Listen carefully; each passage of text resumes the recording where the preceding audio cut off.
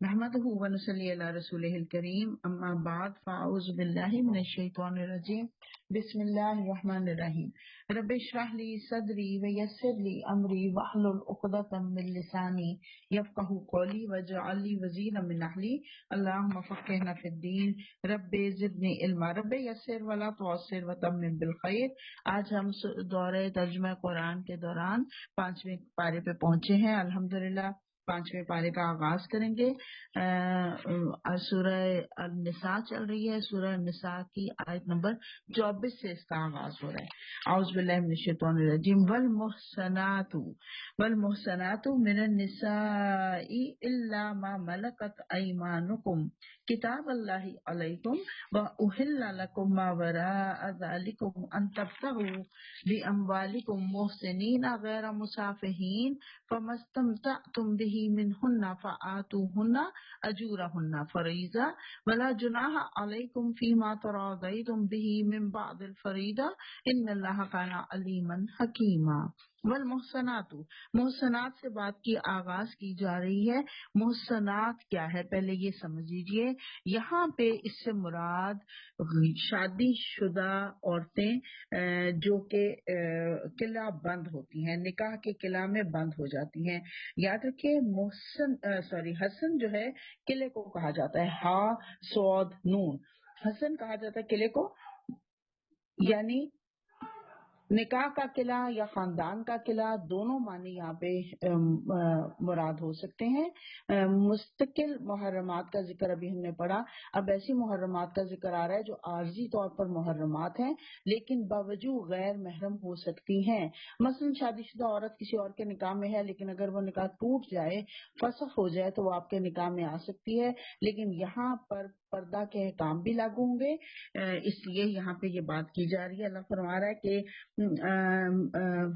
وہ عورتیں جو کہ شادی شدہ ہوں وہ محسنات ہوتی ہیں، وہ نکاح کے اندر آنے والی عورتیں، البتہ ایسی عورتیں اس سے ماورا ہیں، مستثنا ہیں جو جنگ میں تمہارے ہاتھ آئیں، یعنی جنگ کی صورت میں اگر کوئی عورتیں آئیں تو پھر ان کے اوپر یہ شرط نہیں ہو سکتی، ان کے اوپر یہ قید نہیں لگ سکتی کہ وہ شادی شدہ عورتیں بھی اگر آ جائیں تو ان کے نکاح ٹوٹ جاتے ہیں، تو ان عورتوں کے ساتھ نکاح بھی کیا جا سکتا ہے اور ان سے تمتع بھی کیا جا سکتا ہے۔ دوبارہ یہاں پہ اللہ فرما رہا ہے ایسی عورتیں اس سے ماورا ہیں جو جنگ میں تمہارے ہاتھ آئیں، یہ اللہ کا قانون ہے جس کی پابندی تم پر لازم کر دی گئی ہے۔ ان کے ماسوا ایسی جتنی عورتیں ہیں جنہیں اپنے اموال کے ذریعے سے حاصل کرنا تمہارے لیے حلال کر دیا گیا ہے، کس طرح سے؟ نکاح اور مہر کے ساتھ حلال کر دیا گیا ہے، بشرط یہ کہ حصار نکاح میں ان کو محفوظ کرو، نہ یہ کہ آزاد شہوت رانی کرنے لگو، گویا کہ گھر بنانے کا ارادہ ہو تمہارا تو پھر ان عورتوں سے نکاح کیا جا سکتا ہے، یہاں پہ نکاح کرنا چاہیے، گھر بسانے کے ارادے سے نکاح کرنا چاہیے، یہاں پہ حکم دے دیا گیا۔ اور اللہ تعالیٰ فرما رہے پھر جو ازدواجی زندگی کا لطف تم ان سے اٹھاؤ اس کے بدلے ان کے مہر بطور فرض کے ادا کرو، البتہ مہر کی قرارداد ہو جانے کے بعد آپس کی رضامندی سے تمہارے درمیان اگر کوئی سمجھوتا ہو جائے، سمجھوتا کیا ہو جائے؟ اگر طے کر لیا گیا، نکاح کا ہو گیا، طے کر لیا کہ نکاح ہوگا، لیکن اس کے بعد آپس میں کوئی بھی ایگریمنٹ ہوتا ہے کہ بھی تھوڑا سا تو مجھے مہر معاف کر دو، مرد اپنی عورت کو کہتا ہے یا تھوڑا کر دو، تو پھر اگر آپس میں سمجھوتا ہو جائے تو اس میں کوئی حرج نہیں، کیوں؟ کیونکہ اللہ علیم اور دانا ہے، اور جو شخص تم میں سے اتنی طاقت نہ رکھتا ہو کہ خاندانی مسلمان عورتوں سے نکاح کر سکے، اسے چاہیے کہ تمہاری ان لونڈیوں میں سے کسی کے ساتھ نکاح کر لے جو تمہارے قبضے میں ہوں اور مومنہ ہوں، البتہ اللہ تمہارے ایمانوں کا حال خوب جانتا ہے، تم سب ایک ہی گروہ کے لوگ ہو۔ گویا کہ یہاں پہ بتایا جا رہا ہے کہ وہ عورتیں جو لونڈیاں ہیں بظاہر تم سے کمتر ہیں لیکن وہ انسان ہیں، اور یہاں پہ بتایا جا رہا ہے کہ ان سے تم کر سکتے ہو، نکاح کر سکتے ہو، لہٰذا ان کے سرپرستوں کی اجازت سے ان کے ساتھ نکاح کرو۔ اب یہ بات پتہ چل گئی یہاں پہ کہ ان کے ساتھ بھی نکاح کرنا ہے، یہاں پہ یہ بات بتائی جا رہی ہے۔ اب آپ دیکھیے یہ اب آج کے دور میں یہ وہ نہیں ہے، لونڈیاں نہیں ہیں آج کے دور میں، تو آج کے دور میں اس حکم کے اوپر امپلیمنٹ نہیں ہو سکتا۔ جو آج ہماری سرونٹس ہیں وہ لونڈیوں کے زمرے میں نہیں آتی۔ لیکن اچھا، میرے خیال میں پوری آیت کا ترجمہ کر لیتی ہوں، پھر اس کے اوپر تھوڑی سی ہم بات کرتے ہیں۔ اللہ فرما رہا ہے معروف طریقے سے ان کے مہر ادا کر دو تاکہ وہ حصار نکاح میں محفوظ ہو کر رہیں، آزاد شہوت رانی نہ کرتی پھریں، نہ چوری چھپے آشنائیاں کریں۔ پھر جب وہ حصار نکاح میں محفوظ ہو جائیں اور اس کے بعد کسی بدچلنی کی مرتکب ہوں تو ان پر اس سزا کی بنسبت آدھی سزا ہے جو خاندانی عورتوں کے لیے مقرر ہے۔ یہ سہولت تم میں سے ان لوگوں کے لیے پیدا کی گئی ہے جن کو شادی نہ کرنے سے بندے تقوی کے ٹوٹ جانے کا اندیشہ ہو، لیکن اگر تم صبر کرو تو یہ تمہارے لیے بہتر ہے اور اللہ بخشنے والا رحم فرمانے والا ہے۔ یہ آیات جو ہیں، اسلام دیکھیے مرد اور عورت کو نکاح کے بغیر تعلق کو ناپسند کرتا ہے۔ تو یہاں پہ بتایا گیا کہ نکاح جو ہے پوری زندگی کا معاملہ ہے، یہاں پہ پورا تحفظ دینا ہوگا، عورتوں کو ان کی کفالت کا ذمہ لینا ہوگا، میں خواہشات پوری کرنے کا معاملہ نہیں بلکہ تحفظ دینے کا معاملہ ہے۔ تو میرا کو ذرا یہاں پہ میوٹ کیجئے پلیز، یہاں پہ روکیے، میں ابھی 1 سیکنڈ، ذرا مجھے 2-3 منٹ دیجئے پلیز۔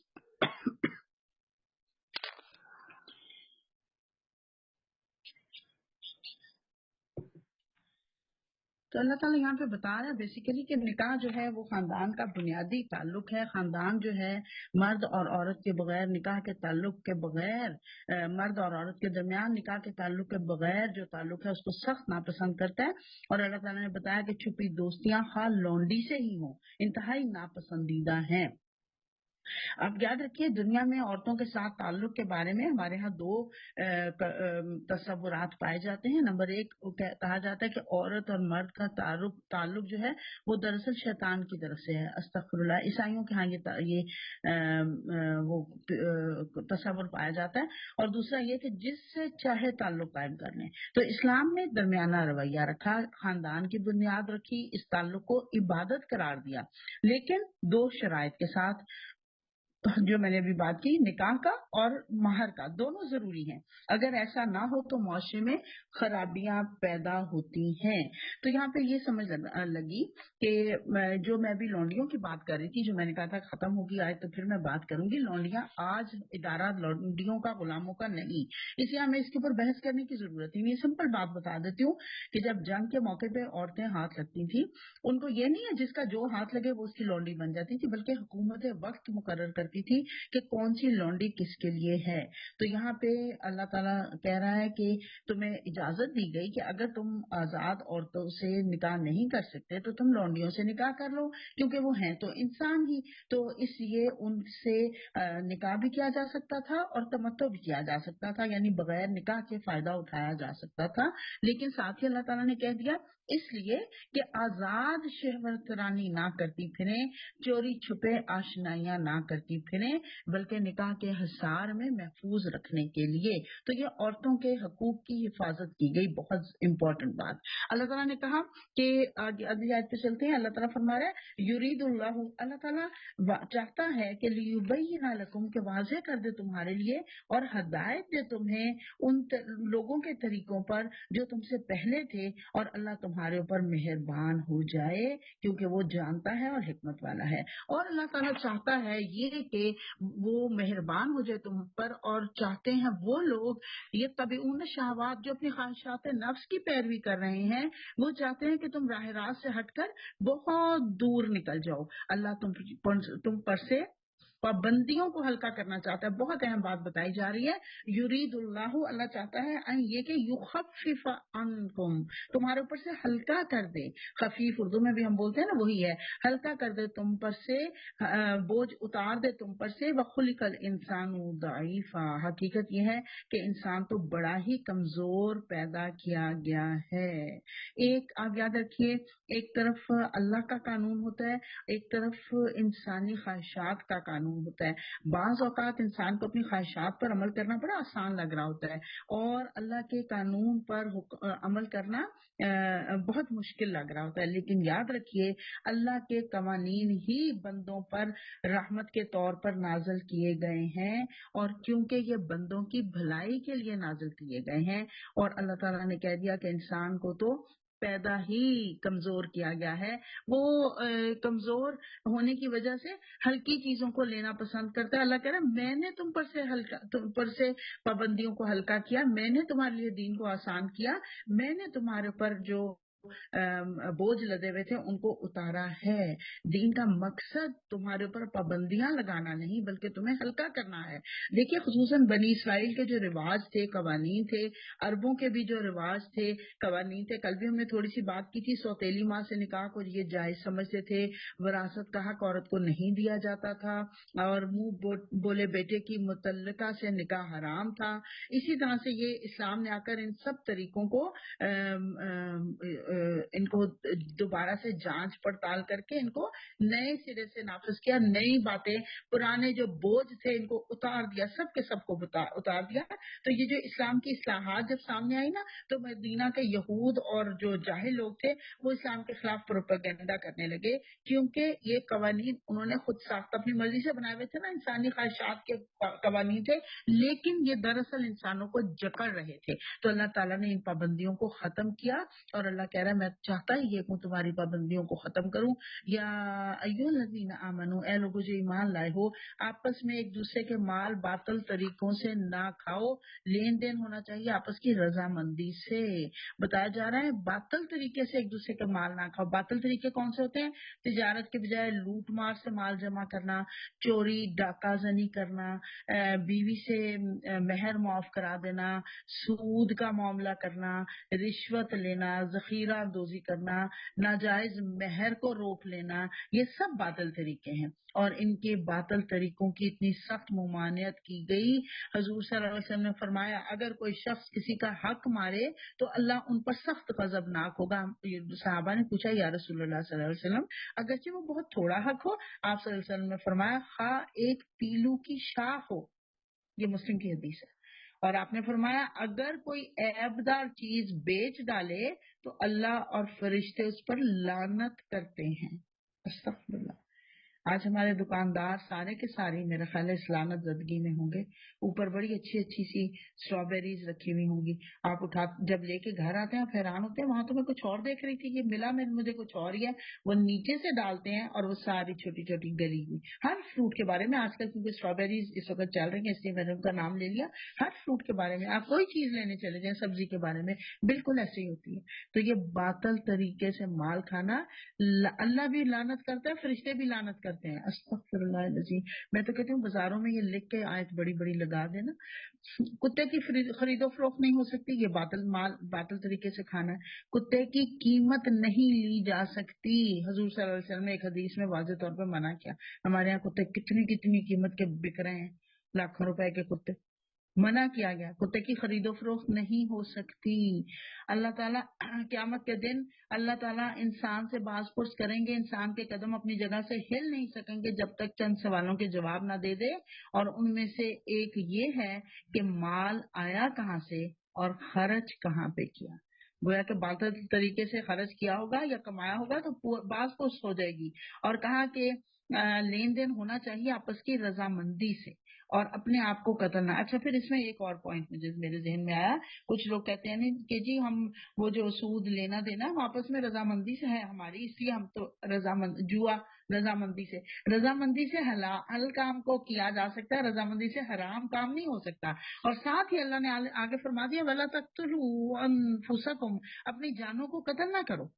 جانوں کو قتل کرنے کا طریقہ ایک تو سمپل جو بات ہمیں سمجھ آتی ہے کہ خودکشی جو ہے وہ حرام ہے، اپنے آپ کو قتل کرنا، کیونکہ جان اور مال جسم دونوں اللہ کی امانت ہیں، اس میں خیانت نہیں کی جا سکتی. ان کو لینا گویا کہ حرام ہے. مال اور جان کی جو وہ ہے نا وہ اپنی مرضی کا اس پہ تصرف کرنا. اسے ایک بات اور سمجھ آتی ہے، جان کو ہم لے نہیں سکتے، خودکشی حرام ہے. جان کو اللہ کی مرضی کے کاموں کے بغیر دنیا داری کے کاموں میں کھپاتے ہیں اپنے جسم اور جان کو، کیا اس کی اجازت ہے؟ اس کی بھی اجازت نہیں ہے. جسم اور جان اللہ کی مرضی کے، لیکن ہمیں اس کا پتہ نہیں چلتا، پتہ چلے گا آخرت کے دن۔ جسم اور جان اللہ کے احکامات، اللہ کی مرضی کے مطابق اس کو گزاریں، اپنے اعضاء کو اللہ کی مرضی کے کاموں پہ لگائیں۔ سننے کے لیے وقت ہو تو قرآن سنیں، اور بولنے کے لیے وقت ہو تو قرآن کی بات کریں، اور کرنے کا وقت ہو، کرنے کے لیے موقع ملے تو جو ایفرٹ کر سکتے ہیں دین کی تبلیغ کے لیے وہ کریں، تو ہم اپنی جسم و جان کا حق ادا کر سکیں گے۔ اور اس کو ناجائز ہم نے قتل بھی نہیں کرنا، یعنی خودکشی نہیں کرنا۔ حضور صلی اللہ علیہ وسلم خودکشی کرنے والے کے جنازے میں شامل نہیں ہوا کرتے تھے۔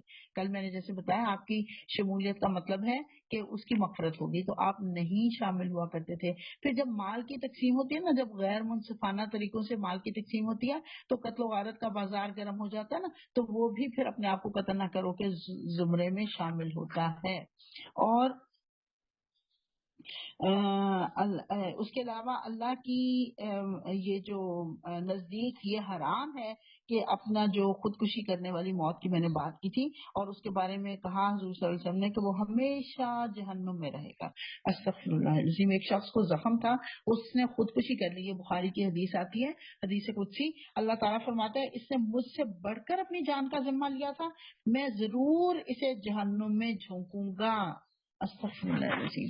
اللہ فرما رہا ہے ان اللہ کان بکم رحیما، بے شک یقین مانو کہ اللہ تمہارے اوپر مہربان ہے۔ یعنی اپنا فائدہ ہم اس طرح نہیں سوچ سکتے جس طرح سے کہ اللہ تعالیٰ سوچتا ہے، اللہ تعالیٰ سمجھتا ہے۔ پھر جو اللہ نے کہا بس پھر اسی کے مطابق زندگی گزارو۔ جو شخص ظلم اور زیادتی کے ساتھ ایسا کرے گا اس کو ہم ضرور آگ میں جھونکیں گے، اور یہ اللہ کے لیے کوئی مشکل کام نہیں ہے۔ اگر تم ان بڑے بڑے گناہوں سے پرہیز کرتے رہو جن سے تمہیں منع کیا جا رہا ہے، تو تمہاری چھوٹی موٹی برائیوں کو اب تمہارے حساب سے ثابت کر دیں گے۔ اللہ ہمیں ان لوگوں میں شامل کرے جن کے حساب سے برائیاں ثابت ہو جائیں گی۔ یاد رکھیے کبائر کیا ہے، کہا گیا اگر تم تجتنبوا کبائر، اگر تم کبائر سے بچے، اکبر الکبائر کہا گیا کبیرہ کو۔ کبیرہ گناہ کیا ہے، اس کے بارے میں بے شمار آپ کو احادیث مل جائیں گی۔ صحابہ کرام نے 70 کے قریب گناہ گنوائے ہیں جو کبیرہ گناہ ہیں، لیکن حضور صلی اللہ علیہ وسلم کی مختلف احادیث سے ساتھ ساتھ کر کے ملتے ہیں ہمیں۔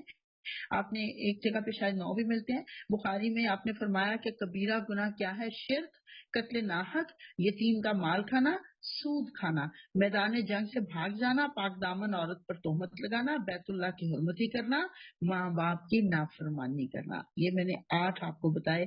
پھر ایک جگہ پر ایک اور حدیث میں کسی مسلمان بھائی پر عیب لگا کر اس کی بے عزتی کرنا، اللہ کی رحمت سے مایوس ہو جانا، اللہ کے عذاب سے بے خوف ہو جانا، اور صحیح وارث کو اس کا حق نہ ادا کرنا کبیرہ گناہوں میں سے ہے۔ اس کے علاوہ کبیرہ گناہ حد جاری ہو جن کے اوپر وہ کبیرہ گناہ ہوتے ہیں، قرآن اور حدیث میں جن پر لعنت کی گئی ہو وہ کبیرہ گناہ ہوتے ہیں، ہر وہ کام جس سے اللہ یا اس کے رسول صلی اللہ علیہ وسلم نے جس کو حرام دیا ہو وہ کبیرہ ہوتے ہیں، اور نمبر 4 صغیرہ گناہوں کو کرتے چلے جانا کبیرہ گناہ ہوتے ہیں۔ پھر اس کے بعد رشوت دینا، جھوٹ بولنا، غیبت کرنا، چوری کرنا، الزام تراشی، والدین کی نافرمانی، یہ سب کبیرہ گناہ ہیں۔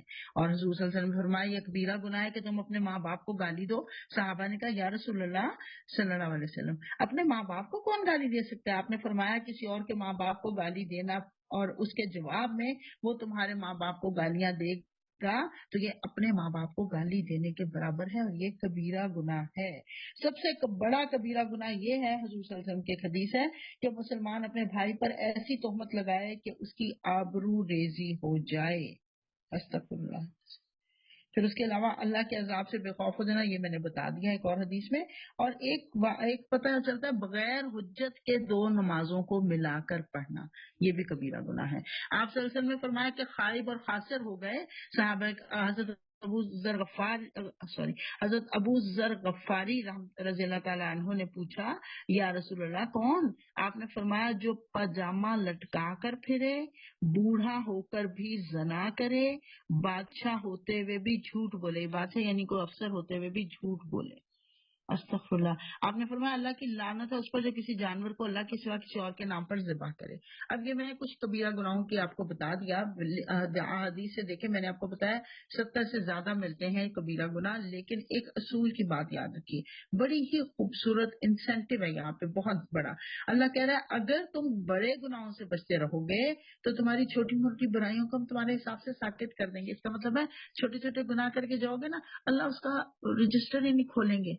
अल्लाह कहेंगे चलो ठीक है बस इसको जाने दो, और उसको जन्नत में भेजेंगे। लेकिन अगर रजिस्टर खुल गया, और रजिस्टर खुलेगा कबीरा गुनाहों पे, अगर रजिस्टर खुल गया तो फिर सिर्फ कबीरा नहीं गिने जाएंगे, फिर सगीरा भी गिनते चले जाएंगे और सगीरा भी गिनती में शामिल हो जाएंगे। तो फिर आप सोचिए उस शख्स का क्या ठिकाना होगा, उसको कहाँ बचत मिलेगी, उसको कहाँ उसकी छूट होगी। तो इसलिए बहुत जरूरी है सगीरा से बचना। हुजूर सल्लल्लाहु अलैहि वसल्लम ने आयशा को कहा था, आयशा सगीरा से बचती रहना, सगीरा जमा होते होते कबीरा बन जाते हैं, इसलिए सगीरा से बचने की कोशिश करना। अब देखिए हमारे यहाँ कितना अल्लाह मुझे माफ करे, कितने हम, मैं कहना चाहती हूँ बेधड़क हो गए हैं, कितना हम दलेर हो गए हैं। ये जो मैंने अभी नाम लिए, अभी जैसे झूठ, गीबत, तानाजनी करना, ये तो हमारे यहाँ इतने कॉमन है कि लोग इस तरह बेधड़ल्ले करते हैं इनको, बेधड़क करते हैं इनको, कि उनको एहसास ही नहीं होता कि हम कितना बड़ा गुनाह कर रहे हैं। वो तो यही समझ रहे हैं कि हाँ चलो कोई नहीं, अल्लाह गफूरुर रहीम है। याद रखिए कबीरा गुनाहों के लिए अल्लाह गफूरुर रहीम नहीं होगा। अल्लाह ताला कबीरा गुनाहों के ऊपर पकड़ कर लेगा। अल्लाह ताला मुझे और आपको हदायत दे, दीन को दुरुस्त समझने, उस पर अमल करने वाला बनाए। अल्लाह फरमा रहा है और जो कुछ अल्लाह ने तुम में से किसी को दूसरों के मुकाबले में ज्यादा दिया है इसकी तमन्ना ना करो। बहुत अहम आयत है आज की सारी। सुबह भी मैं जब तैयारी कर रही थी तो मैं यही सोच रही थी कि सुबह मुझे बहुत सारा रुकना पड़ेगा आज, क्योंकि बहुत इम्पोर्टेंट आयत है। अब इस जुमले को ध्यान से सुनिए और इसको याद कर लीजिए। अल्लाह कह रहा है कि तुम्हारे में से किसी को दूसरे के मुकाबले में अगर कुछ ज्यादा दिया है तो उसके ऊपर तुम उसकी तमन्ना ना करो जो दूसरों को ज्यादा मिला है।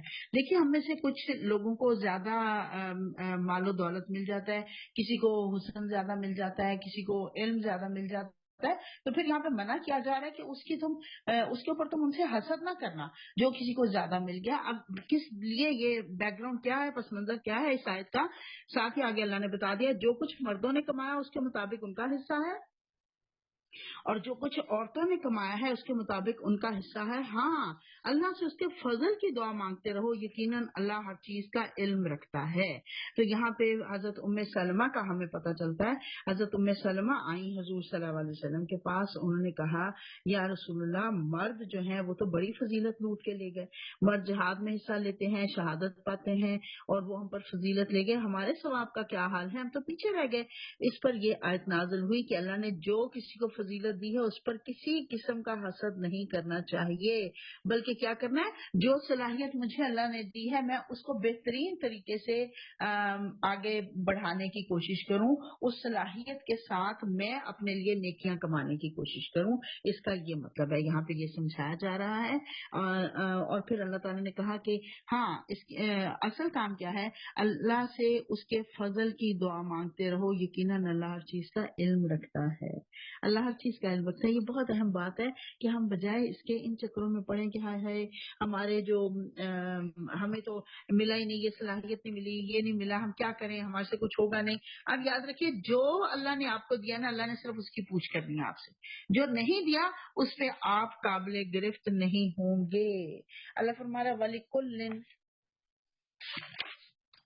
जी, वलिकुल्लिन जालना मवालिया, और हमने हर उस तरके के हकदार मुकर्रर कर दिए जो वालिदैन और रिश्तेदार छोड़े। अब रहे वो लोग जिनसे तुम्हारे वादे हुए हैं तो उनका हिस्सा इन्हें दो, यकीनन अल्लाह हर चीज पर निगरान है। अब यहाँ पे वो जो दोस्ती और भाईचारे के मुताबिक आपस में तुमने मुआहदे किए थे उसके मुताबिक उनको दो, लेकिन तरके में से उनको हिस्सा नहीं मिलेगा। तरके का जो वारिस है अल्लाह ने बयान कर दिया। बहुत मुश्किल आयत औरतों के लिए। अल्लाह फरमा रहा है और रिजालु कव्वमूना अलन निसा, मर्द औरतों पर پر قوام ہیں، اس بنا پر کہ اللہ نے ان میں سے ایک کو دوسرے پر فضیلت دی ہے، اور اس بنا پر کہ مرد اپنے مال خرچ کرتے ہیں۔ اب یہ بات جو میں نے کہا تھا کہ اس کو یاد رکھیں، ابھی میں نے کہا آپ کو، کیا اللہ نے کہا تم میں سے کسی کو زیادہ دیا ہے تو تم اس کی تمنا نہ کرو۔ زیادہ کیا دیا ہے؟ فضیلت کیا دی ہے؟ مرد کو عورتوں کے اوپر اسٹرانگ ہوتا ہے، ان کی باڈی اسٹرانگ ہوتی ہے، وہ طاقتور ہوتے ہیں، اللہ نے ان کو یہ فضیلت دی ہے۔ دوسری فضیلت یہ دی ہے کہ مرد کمائی کرتے ہیں عورتوں اور اپنی عورتوں پر خرچ کرتے ہیں، تو یہ بھی ان مردوں کو اللہ تعالیٰ نے فضیلت دی ہوئی ہے۔ یہاں پہ اس کا ذکر آ رہا ہے، اللہ فرما رہا ہے کہ تمہیں جو تم میں سے کسی کو زیادہ دیا اس کے اوپر تم پریشان نہ ہو۔ اب پہلے اس کو سمجھ لیتے ہیں قوام کو، جو قوام ہے مردوں کی کو کہا گیا قوام۔ قوام کا مطلب کیا ہوتا ہے؟ قوام کا مطلب ہوتا ہے محافظ، منتظم، مدبر، متکفل، یعنی گھر والوں کی ضروریات کو پوری کرنے والا بنایا۔ اب اس سے عورتوں کی توہین مقصود نہیں ہے، اللہ تعالیٰ نے ان کے اوپر، مردوں کے اوپر بھاری بوجھ ڈال دیا۔ تم نے صرف اپنی حفاظت نہیں کرنی، اپنے جسم و جان کی پرورش نہیں کرنی، تم نے اپنی بیوی، اپنے بچوں کی بھی پرورش کرنی ہے۔ ان کو بوجھ لاد دیا قوامون بنا کر مردوں کے اوپر، اور وجہ اللہ نے ساتھ ہی بتا دی کہ ان کو جسمانی قوت دی اور ان کو مال کمانے والا بنایا، تو اس لیے اللہ تعالیٰ نے مرد کو قوام بنایا۔ ہمارے ہاں اس کے اوپر بڑا شور کیا جاتا ہے۔ آپ کو پتا ہے یورپ میں اگر 100 لوگ کنورٹ ہوتے ہیں نا تو ان میں 70 عورتیں ہوتی ہیں۔ کیوں؟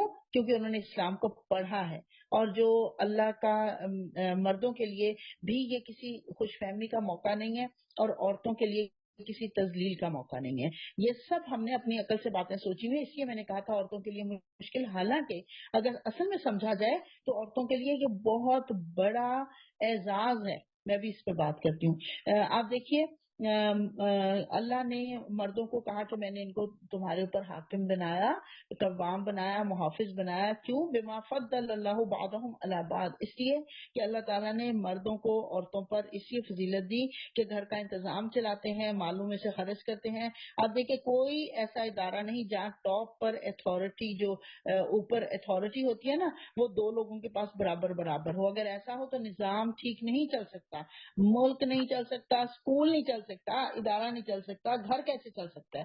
تو گھر میں قوام، حاکم، منتظم مرد کو بنایا گیا، کیونکہ اللہ نے اس کو مضبوط، آزاد یہ صلاحیتیں دی مشقتوں کو جھیلنے کی، عورت کے مقابلے میں زیادہ ان کو طاقت دی، اس لیے کہ وہ اپنے مالوں میں سے خرچ کرتے ہیں۔ کفالت کی ذمہ داری کس پر ہے؟ مرد پر۔ شریعت نے عورت کو ایک لمحے کے لیے بھی کفالت کی ذمہ داری نہیں ڈالی۔ اب دیکھیے بیٹی ہے تو باپ کے زیر کفالت ہوگی، بیوی ہے تو شوہر کی ذمہ داری ہوگی، شوہر کا انتقال ہو گیا تو بیٹوں کی ذمہ داری ہوگی، بیٹے نہیں تو پھر باپ کی ذمہ داری ہوگی، باپ نہیں تو پھر بھائیوں کی ذمہ داری ہوگی، تو اگر بھائی بھی نہیں تو چچا تایا کی ذمہ داری ہوگی، لیکن لوٹ کر واپس اپنے ماں باپ کی ذمہ داری بن جائے گی۔ گویا کہ اصل جو اسلام کا دین ہے وہ عورتوں کی حفاظت کرتا ہے۔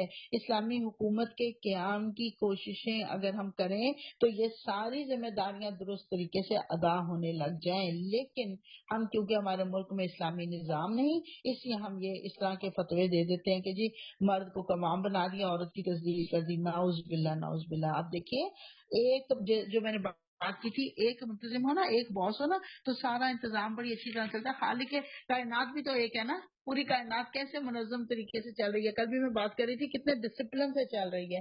اور دوسرا ترجمہ جو میں نے جیسے کہا حاکم، حاکم کیسے ہوتے ہیں آپ یہ بھی ذرا سمجھ لیجیے۔ میں نے کہا نا متکفل ہے، محافظ ہے، لیکن حاکم بھی ہے۔ حاکم کیسے ہوتے ہیں؟ اسلام نے کیا بتایا؟ حضور صلی اللہ علیہ وسلم نے فرمایا سید القومی خادمہم، قوم کا سردار خادم ہوتا ہے قوم کا۔ گویا کہ جو اصل ہوتا ہے نا سردار، وہ اپنی قوم کا خادم ہوتا ہے، قوم کی پریشانی، قوم کی جو بھی پرابلمز ہیں ان کو سالو کرنے والا ہوتا ہے۔ تو یہاں پہ بھی بتا دیا گیا تمہیں عورت، تمہیں پریشان ہونے کی کیا ضرورت ہے؟ تمہاری ہر ضرورت تمہارے ڈور سٹیپ پر مہیا کرنا تمہارے خادم کی، یعنی تمہارے خادم کی ڈیوٹی ہے، اس کا فرض ہے۔ ہاں اگر کسی کا خاوند بیمار ہو تو بیوی یا فوت ہو جائے تو بیوی روزی روٹی کے لیے ملازمت کر سکتی ہے، خاوند والا فریضہ اسے ادا کرنا ہوگا، لیکن یاد رکھیے خاوند اگر حاکم ہے تو خادم بھی ہے۔ اللہ تعالیٰ نے اپنی جیسے حاکم سے اپنی رعایا کے بارے میں سوال کرنا ہے نا، ایسے ہی خاوندوں سے اپنے بیوی بچوں کے بارے میں بھی سوال کرنا ہے۔ تو اللہ کہہ رہا ہے تو اللہ نے تمہیں یہ بڑائی دی ہے تو اپنے آپ کو بڑا نہ سمجھو، سب سے بڑا اوپر موجود ہے۔ تو ساتھ ہی اللہ تعالیٰ بتا رہا ہے کہ اس سے بات اب میرا خیال ہے انشاءاللہ کلیئر ہو گئی ہوگی کہ عورتیں جو ہیں ان کے اوپر اگر خامدوں کو قوام بنایا گیا تو ہمیں اس کے اوپر بڑا خوش ہونا چاہیے، ہم گھر کی ملکہ بن گئے اور ہمیں ہر چیز گھر میں مل جاتی ہے اپنے خامدوں کے ذریعے سے۔ کیوں؟ کیونکہ اللہ تعالیٰ نے ان کو ہمارا محافظ اور متکفل بنایا ہے۔ اللہ تعالیٰ ساتھ ہی اب بتا رہا ہے کہ بس جو صالح عورتیں ہیں فالصالحات قانتات، وہ ہمیشہ فرما بردار ہوتی ہیں۔ قانتاتن میں صرف فرما بردار اس کا ترجمہ نہیں کیا جا سکتا، قانتاتن کا ترجمہ ہمیشہ کی فرما برداری ہوتا ہے، ہمیشہ اطاعت گزار ہوتی ہیں، مردوں کے پیچھے اللہ کی حفاظت اور نگرانی میں ان کے حقوق کی حفاظت کرتی ہیں۔ اس کا مطلب ہے کہ عورت جو صالح عورت ہے، نیک بیویاں جو خامدوں کی اطاعت گزار ہوتی ہیں، تابع دار ہوتی ہیں۔ آپ دیکھیے طلاق کی شرح تو بڑھ ہی رہی تھی، اب خلا کی شرح بھی بہت زیادہ بڑھ گئی ہے۔ آزادی جیسے پرفریب نعرے جو ہے نا، عورتوں کو خوار کر دیا ان نعروں نے۔ تو ہمارا مقصد جو ہے وہ جنت کمانا ہونا چاہیے۔ حضور صلی اللہ علیہ وسلم نے فرمایا تھا ایک عورت کو جنت کمانا بہت آسان ہے، جس بیوی سے اس کا شوہر راضی ہو جائے اللہ تعالیٰ اس کو یہ اختیار دے گا کہ جنت کے جس دروازے سے چاہے داخل ہو جائے۔ سبحان اللہ۔ اور پھر کیا ضرورت ہے آپ کو اتنا ادھر ادھر ٹامک ٹوئیاں مارنے کی، ادھر ادھر تردد کرنے کی؟ سب سے آسان طریقہ اپنے خاوند کو خوش کر دیں۔ خاوند کو خوش کریں گی اللہ کے حکموں کے مطابق، اللہ کی اطاعت کے ساتھ اپنے خاوند کو خوش کر دیں تو جس دروازے سے چاہیں گی جنت کے داخل ہو جائیں گی۔ وہ عورتیں سڑ رہی ہیں جو آرٹیفیشلی اپنے آپ کو بڑا وہ انگیج رکھتی ہیں اس کے اندر، جابس کے اندر اور دوسری ایکٹیویٹیز کے اندر، اور پھر سمجھتی ہیں جی ہم بڑا ویلفیئر کا کام کر رہے ہیں۔ اللہ کی بندی، اس سے بڑا کام تو گھر میں ویلفیئر کا کام ہے۔ اپنے خامن کے قانتاتن رہو، فرما بردار رہو۔ تو یہاں پہ یہی سکھایا جا رہا ہے کہ جو اللہ کی بندیاں، نیک بندیاں ہوتی ہیں، وہ اپنے خامدوں کی اطاعت گزار ہوتی ہیں۔ آپ کو پتا ہمارے طریقہ رہا رخصتی کے وقت ماں باپ تلقین کیا کرتے تھے، بیٹی اب خامد کا گھر ہی تمہارا آخری ٹھکانہ ہے اور اب تمہارا وہاں سے جنازہ ہی اٹھے گا، گویا کہ واپس پلٹ کے نہ آنا۔ تو سب سے بڑا حق اللہ اور رسول کے بعد آپ کو پتا ہے خامد کا حق ہے۔ مولانا عطا اللہ شاہ بخاری رحمۃ اللہ علیہ سے پوچھا گیا کہ یہ کیا بات ہے کہ اللہ نے جب نبی بنایا تو مرد کو بنایا اور عورت کو نہیں بنایا؟ عطا اللہ شاہ بخاری بڑے ہی خوبصورت اسپیکر تھے، بہت بڑے مبلغ تھے، آپ کو تو پتہ نہیں اندازہ ہے کہ نہیں، ان کی ابھی بھی یوٹیوب کے اوپر نا مل جاتی ہیں ان کی تقاریر، اگر کبھی موقع ملے نا آپ کو یا نام یاد رکھیے گا، عطا اللہ شاہ بخاری کہتے ہیں پوری پوری رات خطاب کرتے تھے اور لوگ ایسے بیٹھے ہوتے تھے کہ ان کے سروں پہ پرندے بیٹھ جائیں، ایسے ساکت و سامت ہو کے بیٹھا کرتے تھے، ایسے بہترین خطیب تھے۔ لیکن ان کی بات، جواب ان کا سنیے کیسا خوبصورت جواب دیا۔ انہوں نے کہا اللہ نے مرد کو رسول بنایا اور عورت رسول جنتی ہے، یعنی حال جو ہے وہ مردوں کو کے حوالے کر دیا لیکن مستقبل عورتوں کی گود میں رکھ دیا۔ رسول پیدا کہاں سے ہوتا ہے؟ عورت کے بطن سے۔ تو اس کا مطلب ہے رسول کے لیے بھی اس کی ماں کا درجہ کتنا بڑا ہے، تو اس لیے رسول کی بھی ماں ہوتی ہے، وہ آپ اس کو یوں سمجھ لیجیے، یوں ترجمہ اس کا کر دیجیے کہ رسول کی بھی ماں ہوتی ہے عورت۔ سبحان اللہ۔ تو اللہ کہہ رہا ہے وہ جو نیک بیویاں ہوتی ہیں مردوں کے پیچھے اللہ کی حفاظت اور نگرانی میں ان کے حقوق کی حفاظت کرتی ہیں، اور جن عورتوں سے تمہیں سرکشی کا اندیشہ ہو۔ اب سرکشی کیا ہے؟ نشوز کا لفظ ہے نا یہاں پہ، نشوز کا مطلب ہے جو اللہ کے حکموں سے اپنے خاوند کے حکم سے نکل جاتی ہوں۔ خاوند اس کو حکم دے کہ تم نے یہ کام کرنا ہے اور وہ نہ کرے، کچھ اور کرنے لگ جائے، تو یہ نشوز ہے۔ جہاں پہ وہ خاوند کے حکموں سے نکل جائے گی، جہاں سے اس کو سرکشی کا اندیشہ ہوگا، خاوند کا یہ نامحرم جو فلاں نامحرم ہے یہ ہمارے گھر میں نہیں آنے چاہیے، خاوند کے پیٹھ پیچھے وہ جب چلا جائے پیچھے سے ان کو بلا لے، یہ نشوز ہے۔ خاوند کہے کہ فلاں جو ہے اس کی میں مالی مدد نہیں کرنا چاہتا، خامن چلا جائے وہ اس کو پیسے 4 پیسے پکڑا دے جتنے بھی جو بھی. تو یہ سارے کام سرکشی کے ہیں. ہاں یہ سرکشی اس کو نہیں کہا جا سکتا کہ وہ کھانا وقت پہ نہ بنائے یا کچھ اس طرح. ویسے تو وہ بھی تھوڑا سا اطاعت سے گزرنے کا ہے لیکن شوز میں وہ نہیں آتا. بہرحال نمک کم ہو گیا، مرچ زیادہ ہوگی، اس کے اوپر ہمارے خامن جو ہے وہ ایسا وہ کرتے ہیں، واویلا مچاتے ہیں، وہ نشوز نہیں ہوتا. لیکن خامن کی اتھارٹی کو چیلنج کرنا نشوز ہوتا ہے. کہا اگر تمہیں نشوز کا خطرہ ہو، سرکشی کا خطرہ ہو، انہیں سمجھاؤ. پہلا حکم کیا ہے؟ انہیں سمجھاؤ، خواب گاہوں میں ان سے علیحدہ رہو اور مارو. پھر اگر وہ تمہاری مطیع ہو جائیں تو خام خون پر دست درازی کے لیے بہانے تلاش نہ کرو. اچھا اب یہ جو مارو ہے نا، وَضْرِبُوهُنَّ، اس کے اوپر اتنا واویلا کیا جاتا ہے. یاد رکھیے قرآن کو احادیث مبارکہ کے بغیر، سنت رسول کے بغیر صلی اللہ علیہ وسلم ہم سمجھ ہی نہیں سکتے. سنت رسول کیا ہے صلی اللہ علیہ وسلم؟ کبھی کسی عورت کو آپ نے نہیں مارا اپنی ازواج میں سے، کسی عورت کو آپ نے نہیں مارا. ہاں ایک دفعہ علیحدہ ہو گئے تھے، ناراضگی کا اظہار کیا، 1 مہینے کے لیے علیحدہ ہو گئے تھے، یہ اس حد تک کیا، لیکن مارا نہیں. تو اس کا مطلب ہے عورت کو مارنے سے یہ مراد نہیں ہے، صرف وارن کرنے کے لیے جیسے جھنجھوڑا جائے. حضرت عبداللہ بن عباس سے پوچھا کسی نے مارنے سے کیا مراد ہے؟ آپ نے مسواک اٹھا کے کہا جیسے اس سے مارے. وہ کیا ہے؟ وہ ایک چوٹ ہے. وہ اصل میں چوٹ نہیں لگانا مقصود، اصل میں اس کو جھنجھوڑنا مقصود ہے کہ تم اس قابل ہو گئی ہو کہ تمہارے مار پڑنی چاہیے تمہیں. یہ اصل مقصود یہ ہے. تو حضرت عبداللہ بن عباس نے کہا جیسے اس مسواک سے، اور پھر چہرے پر مارنے سے زخم کا نشان ہو جائے، اس طرح سے مارنے سے تو بالکل قطعاً اس کی اجازت نہیں ہے.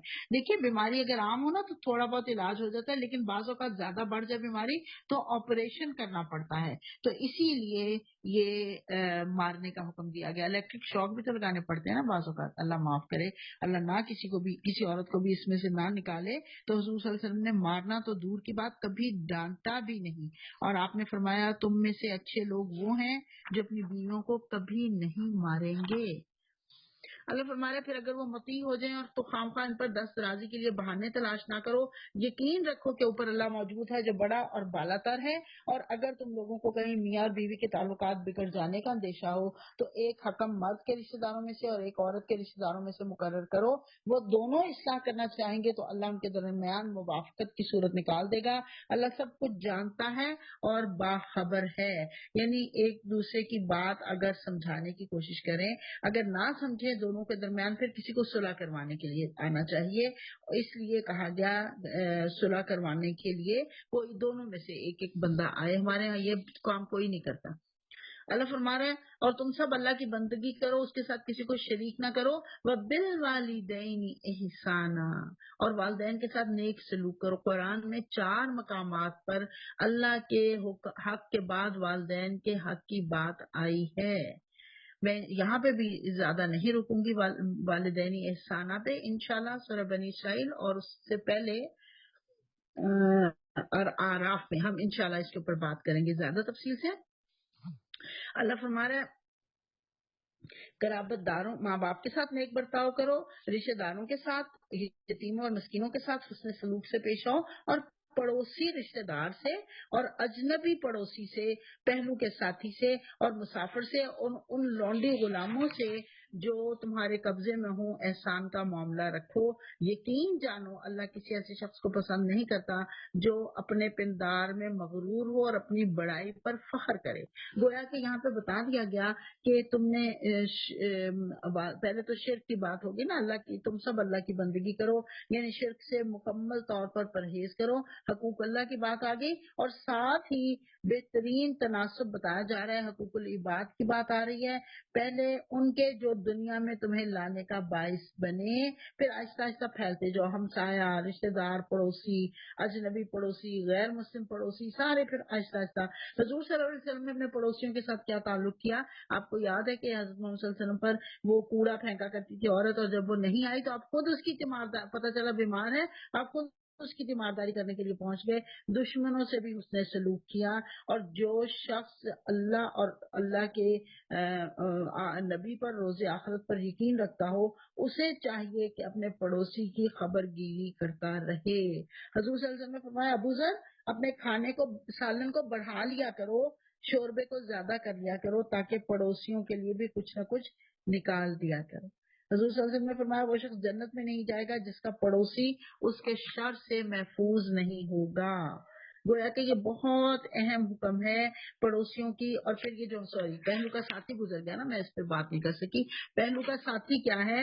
اس سے مراد جو آپ کے ساتھ سفر کر رہا ہوتا ہے، بازار جا رہے ہیں تو آپ کے ساتھ ٹیکسی میں بیٹھا ہے، کہیں اور جا رہے ہیں آپ کے ساتھ بس میں بیٹھا ہے، یا کوئی بھی آپ کے ساتھ پیدل چل رہا ہے، کوئی آپ جا رہے ہیں، آپ کا وہ پہلو کا ساتھی ہے، اس کا بھی حق ہے۔ صرف تھوڑی دور بازار تک جانا ہے، آپ کے ساتھ ساتھ وہ چل رہا ہے تو آپ کا پہلو کا ساتھی ہو گیا اور اس کا آپ پر حق بن گیا۔ دین آپ دیکھیے کس قدر خوبصورت دین ہے۔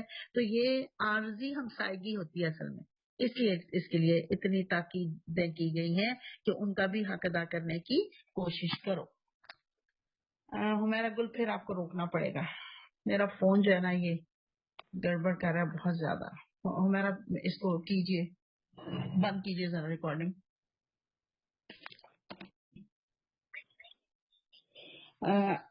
ان اللہ لا یحب من کان مختالا فخورا، اللہ کسی ایسے شخص کو پسند نہیں کرتا جو اپنے پندار میں خود مغرور ہو اور اپنی بڑائی پر فخر کرے۔ الذین یبخلون ویأمرون الناس بالبخل ویکتمون ما آتاہم اللہ من فضل، ایسے لوگ بھی اللہ کو پسند نہیں جو کنجوسی کرتے ہیں اور دوسروں کو بھی کنجوسی کی ہدایت کرتے ہیں۔ بخل کے اوپر کل میں نے احادیث سنا دی آپ کو، انتہائی ناپسندیدہ حرکت ہے بخل کرنا، کل میں نے بتا دیا۔ آج آگے بات کرتے ہیں، جو کچھ اللہ نے اپنے فضل سے انہیں دیا ہے اسے چھپاتے ہیں۔ اب یہ بھی پتہ چل گیا، یہ جو شو آف کرنا، لوگوں کو ظاہر کرنا کہ جی ہم تو بہت کم تر، ہمارے پاس تو کچھ ہے ہی نہیں، اور لوگوں یہ بخیلی کی ایک صورت ہوتی ہے نا، انسان ظاہر نہ کرے تاکہ کوئی ہمارے سے مانگ نہ لے۔ ایسے کافر نعمت لوگوں کے لیے ہم نے رسوا کن عذاب مہیا کر رکھا ہے، اور وہ لوگ بھی اللہ کو ناپسند ہیں جو اپنے مال محض لوگوں کو دکھانے کے لیے خرچ کرتے ہیں۔ دونوں ایکسٹریمز کی ذکر آ گیا یہاں پہ، مال چھپانا یا مال دکھانا، دونوں ہی ناپسندیدہ ہیں۔ اتنا مال دکھانا جو کہ پسندیدہ ہو لوگوں کے لیے، لوگوں کے اوپر خرچ کریں، اپنے اوپر بھی خرچ کریں، اپنے اوپر خرچ کرنے کی بھی ممانعت نہیں ہے، اپنے اوپر بھی خرچ کریں اور دوسروں پر بھی خرچ کریں، بالکل پسندیدہ ہے، لیکن دکھاوا بھی نہ ہو۔ حضور صلی اللہ علیہ وسلم نے فرمایا، بخاری کی حدیث ہے، جس نے دکھاوے کی نماز پڑھی، دکھاوے کا روزہ رکھا، دکھاوے کا نفاق کیا، اس نے شرک کیا۔ یہ شرک کے زمرے میں آ جاتا ہے۔ در حقیقت نہ اللہ پر ایمان رکھتے ہیں نہ روز آخرت پر۔ کیوں یہ شرک کیوں ہے؟ اس کا مطلب ہے کہ اس نے لوگوں کو الہ بنا لیا، دکھاوے کے لیے کر رہا ہے نا کام، اس نے اللہ کے مقابلے میں لوگوں کو الہ بنا لیا۔ سچ یہ ہے کہ شیطان جس کا دوست ہوا اسے بہت ہی برا ساتھی نصیب ہو گیا۔ آخر کار ان لوگوں پر کیا آفت آ جاتی اگر یہ اللہ روز آخرت پر ایمان رکھتے اور جو کچھ اللہ نے دیا اس میں سے خرچ کرتے۔ اگر یہ ایسا کرتے تو اللہ سے ان کی نیکی کا حال کچھ بھی چھپا نہ رہ جاتا۔ ان اللہ لا یظلم مثقال ذرہ، اللہ تعالیٰ تو ایک ذرے برابر بھی کسی پر ظلم نہیں کرتا۔ ذرہ جو ہے ہم تو سمجھتے ہیں، ذرہ اردو میں بہت اچھی طرح سے، ذرہ پتہ ہے عربی میں کہتے کس کو ہے؟ جوں کے پیٹ میں سے جو انڈا نکلتا ہے، اس انڈا، وہ انڈا جب آدھا باہر ہوتا ہے اور آدھا اندر ہوتا ہے، اس کو کہا جاتا ہے ذرہ، اتنا چھوٹا۔ اللہ فرما رہا ہے ذرہ برابر بھی اللہ ظلم نہیں کرتا، اگر کوئی ایک نیکی کرے تو اللہ اسے دو چند کرتا ہے اور پھر اپنی طرف سے بڑا اجر عطا فرماتا ہے۔ پھر سوچو کہ اس وقت یہ کیا کریں گے، فَكَيْفَ إِذَا جِئْنَا مِنْ كُلِّ أُمَّةٍ بِشَهِيدٍ وَجِئْنَا بِكَ عَلَى هَؤُلَاءِ شَهِيدًا۔ حضرت محمد صلی اللہ علیہ وسلم حضرت عبداللہ بن مسعود سے قرآن سن رہے تھے۔ جب حضرت عبداللہ بن مسعود یہاں پہنچے تو حضور صلی اللہ علیہ وسلم نے کہا بس۔ حضرت عبداللہ کہتے ہیں میں نے منہ اٹھا کر دیکھا تو حضور صلی اللہ علیہ وسلم کی آنکھوں سے آنسو جاری تھے۔ یہ اتنی رقت طلب آیت ہے۔ اللہ فرما رہا ہے سوچو اس وقت کیا ہوگا جب ہر امت میں سے ایک گواہ لایا جائے گا اور ان لوگوں پر تمہیں یعنی محمد صلی اللہ علیہ وسلم کو گواہ کی حیثیت سے کھڑا کیا جائے گا، یعنی ہر دور کا پیغمبر اپنی امت پر گواہی دے گا اور حضرت محمد صلی اللہ علیہ وسلم ہمارے اوپر گواہی دیں گے۔ بڑی شفاعت کی امیدیں لگا کے رکھی ہوئی نا ہم نے۔ اس وقت کیا حال ہوگا جب حضور صلی اللہ علیہ وسلم ہمارے خلاف گواہی دیں گے؟ اگر ہم نے آپ صلی اللہ علیہ وسلم کے طریقوں کے مطابق زندگی میں عمل نہیں کیا ہوگا، اس طریقوں کے مطابق زندگی نہیں گزاری ہوگی، تو قیامت کے دن سزا کے حقدار ہو جائیں گے۔ اس وقت وہ سب لوگ جنہوں نے رسول صلی اللہ علیہ وسلم کی بات نہ مانی اور اس کی نافرمانی کرتے رہے، تمنا کریں گے کہ کاش زمین پھٹ جائے اور وہ اس میں سما جائیں، وہاں یہ اپنی کوئی بات اللہ سے نہیں چھپا سکیں گے۔ اور اے لوگوں، جو لوگ ایمان لائے ہو، جب تم نشے کی حالت میں ہو تو نماز کے قریب نہ جاؤ۔ اس آیت کے بارے میں آتا ہے، حضرت علی فرماتے ہیں کہ حضرت عبد الرحمن بن عوف کی دعوت میں شراب پیتے رہے ہم لوگ، اور پھر نماز کا وقت ہونے پر ابھی شراب کی حرمت کا حکم نہیں آیا تھا، کہتے ہیں پھر جب نماز کا وقت ہوا تو میں نے امامت کروائی اور سورہ کافرون پڑھتے ہوئے نحن نعبدھا تعبدون، ہم عبادت کرتے ہیں اس کی جس کی تم عبادت کرتے ہو، میں نے کہہ دیا۔ تو اس وجہ سے حکم آ گیا، بتا دیا گیا کہ تم نماز کے قریب نہ جاؤ جبکہ تم نہ جانو کہ تم کیا کہہ رہے ہو۔ شراب کے بارے میں پہلا حکم البقرہ میں ہم پڑھ چکے ہیں، یہ دوسرا حکم ہے۔ تیسرا اور حتمی حکم جو ہے وہ المائدہ میں ہم پڑھیں گے انشاءاللہ۔ تو یہاں پہ بتا دیا گیا، اس سے یہ مراد ہے بے سمجھی میں نماز۔ اس سے بہت اہم بات پتہ چلتی ہے۔ الحمدللہ شراب تو ہمارے ہاں نہیں عام، ہم شراب کی حالت میں تو نماز کے قریب نہیں جاتے، لیکن ہر نشہ آور چیز جو ہے، اس صرف شراب نہیں، کوئی بھی نشہ آور چیز کے بعد نماز کی حالت میں نہیں جانا چاہیے۔ دوہرا گناہ ہوتا ہے، بے سمجھی میں نماز نہیں پڑھنی چاہیے۔ ہم نماز کو اول وقت میں نہیں پڑھتے، ہم کہتے ہیں جی آخر وقت کا ثواب ہے، ہم اس چکر میں آخر وقت میں نماز پڑھتے ہیں جب ہمیں پتہ ہی نہیں چلتا ہم کیا پڑھ رہے ہیں نماز میں۔ اس لیے اگر آپ کی ایسی حالت ہو تو آپ پہلے وقت میں نماز پڑھ لیجئے۔ یہ ثواب اس طرح سے نہیں ہے کہ آپ کو پتہ ہی نہ چلے کہ آپ پڑھ کیا رہی ہیں، نہ آپ کو تعداد یاد رہے رکعات کی، آپ 2 کی بجائے 4 پڑھ جائیں اور 4 کی جگہ 3 پڑھ جائیں، ایسا نہیں ہے۔ اس لیے نماز جب پڑھنی ہے نا پورے ہوش و حواس کے ساتھ اور پورا الرٹ ہو کے، آپ کو یاد ہوگا کل یا پرسوں میں نے کہا تھا نماز میں ایسے کھڑی ہوں جیسے کہ باندی کھڑی ہوتی ہے اپنے آقا کے سامنے، اپنے مالک کے سامنے۔ انشاءاللہ باقی باتیں میں آگے چل کے کروں گی، نماز کیسے پڑھنی ہے انشاءاللہ۔ لیکن یہاں پہ دوسرا حکم اب آ گیا، پتہ چل گیا، نماز کی حالت میں جب کھڑے ہوں پاک صاف کر کے اپنے ذہن کو خیالات سے، دوسری دنیا داری سے پاک صاف کر کے کھڑے ہوں، کوئی اور خیال تک ذہن میں نہ آئے۔ چولہے پہ ہانڈی رکھ کے کبھی نماز شروع نہ کریں، چولہے پہ دودھ رکھ کے کبھی نماز شروع نہ کریں، دماغ وہیں پہ رہے گا، بند کر دیں اس کو، پہلے آ کے نماز پڑھ لیں، یا پہلے دودھ ابال لیں پھر آ کے نماز پڑھ لیں۔ اور نماز کے قریب نہ جاؤ جب تمہیں پتہ نہ ہو کہ تم کیا کہہ رہے ہو۔ اسی طرح جنابت کی حالت میں بھی نماز کے قریب نہ جاؤ جب تک کہ غسل نہ کر لو۔ جنابت کا غسل کیا ہوتا ہے؟ وہی غسل جو پاکیزگی کا ہوتا ہے۔ حضور صلی اللہ علیہ وسلم کا طریقہ کیا تھا کہ آپ صلی اللہ علیہ وسلم پہلے شرمگاہ دھوئی جاتی ہے، پھر اپنے دونوں ہاتھ دھوئے جاتے ہیں، پھر وضو کی طرح سے انگلیوں سے جڑوں کا خلال کیا جاتا ہے، پھر پورا وضو کیا جاتا ہے، پھر اور وضو میں وہ جو فرائض ہے نا، یعنی ناک میں کلی ڈالنا، منہ میں کلی ڈالنا، ناک میں پانی ڈالنا، مسا کرنا، یہ اس کے فرائض میں سے ہے۔ اور پھر اس کے بعد جڑوں کا خلال کیا جاتا ہے، پھر 3 چلو پانی کے سر پر ڈالے جاتے ہیں، پہلے رائٹ پھر لیفٹ اور پھر درمیان میں، پھر اس کے بعد غسل کیا جاتا ہے۔ یہ جنابت کے غسل کا طریقہ ہے۔ اور اللہ یہ کہ راستے سے گزرتے ہو اور اگر کبھی ایسا ہو کہ تم بیمار ہو یا سفر میں ہو یا تم میں سے کوئی شخص رفع حاجت کر کے آئے یا تم نے عورتوں سے لمس کیا ہو اور پھر پانی نہ ملے، تو پاک مٹی سے کام لو اور اسے اپنے چہروں اور ہاتھوں پر مسح کر لو، بے شک اللہ نرمی سے کام لینے والا اور بخشش فرمانے والا ہے۔ اس کا بیک گراؤنڈ کیا ہے؟ حضرت عائشہ فرماتی ہیں غزوہ بنی مستلق میں میں حضرت اسما کا، اپنی بہن اسما کا ہار لے گئی ساتھ اور وہ کھو گیا، تو میں نے ڈھونڈنے کی کوشش کی، نہیں ملی۔ حضور صلی اللہ علیہ وسلم نے لوگوں کو کہا، لوگ ڈھونڈتے رہے، اتنے میں نماز کا وقت آ گیا، پانی میسر نہیں تھا، تو اللہ نے آیت تیمم نازل فرماتی ہیں پانی میں میسر نہیں تھا۔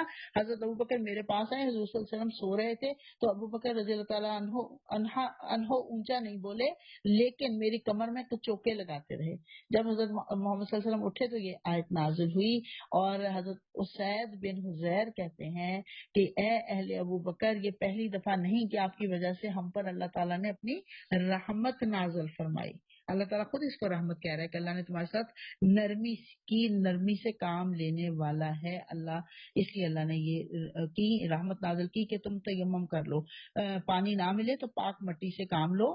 تم نے عورتوں سے لمس کیا، اس کو سمجھا دوں، لمس کیا سے مراد یہ نہیں ہے کہ ہاتھ لگایا صرف یا کچھ ایسا نہیں، بلکہ میاں بیوی کا تعلق قائم ہوا ہو تو پھر اس کے بعد پھر اگر پانی نہ ملے، پاک مٹی ملے تو اپنے چہروں اور ہاتھوں پر مسح کر لو، اور بے شک اللہ نرمی سے کام لینے والا ہے۔ یہاں پہ وجوہکم و ایدیکم کا لفظ ہے، ایدیکم ابھی آگے چل کے ہم اور پڑھیں گے، لیکن ایدیکم کا مطلب صرف ہاتھ ہے، کوہنیاں نہیں ہے۔ کچھ لوگوں نے کہا کوہنیاں، یہاں پہ صرف ہاتھ ہے، مٹی کے اوپر ہاتھ لگانا ہے اور پھر ہاتھوں کو جھاڑ کے منہ کے اوپر پھیر لینا ہے اور اپنے ہاتھوں پہ دونوں طرف پھیر لینا، بس دوبارہ نہیں کرنا، ایک ہی دفعہ ہاتھ لگا کے مٹی کو پھونک مار کے مٹی جھاڑ کے لگا لینا، بس یہ مسح ہو گیا، تیمم ہو گیا، بس اتنا ہی ہے، کچھ اور نہیں ہے اس کا۔ اس کے بارے میں یہ سمجھ لیجئے کہ حضرت عمار بن یاسر جو ہیں وہ مٹی میں لوٹ پوٹ ہو رہے تھے، حضور صلی اللہ علیہ وسلم نے پوچھا کیا ہوا؟ انہوں نے کہا جنابت سے ہوں، اس سے لوٹ پوٹ ہو رہا ہوں کہ پورا جسم صاف ہو جائے۔ آپ نے کہا نہیں، چہرے اور ہاتھ کا مسح ہی کافی ہو جائے گا۔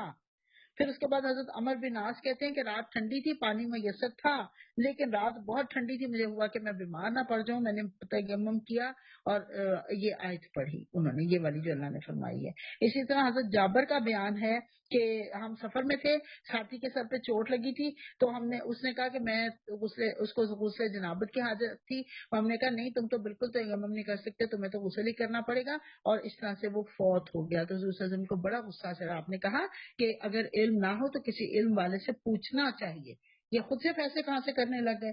تو ایک بہت امپورٹنٹ پوائنٹ یہ یاد کر لیجئے کہ تیمم کیا آپ نے اور نماز شروع کر لی اور پانی آ گیا تو آپ نماز کو سلام پھیر دیجئے اور دوبارہ وضو کر کے نماز پڑھیے۔ یہ نہ کہیں کہ تیمم سے نماز پوری پڑھ کے پھر وضو کر کے دوبارہ پوری نماز پڑھیں گے، نہیں، سلام پھیر دیجئے، وضو کیجئے اور پھر نماز۔ اگر پوری نماز پڑھنی ہے تو دوبارہ نماز نہیں پڑھنی، اسی نماز کے دوران پانی کا پتہ چل جائے کہ آ گیا تو آپ نماز پڑھ سکتے ہیں۔ اور مٹی جو ہے وہ مٹی ہونی چاہیے، پاؤڈر نہیں ہونا چاہیے۔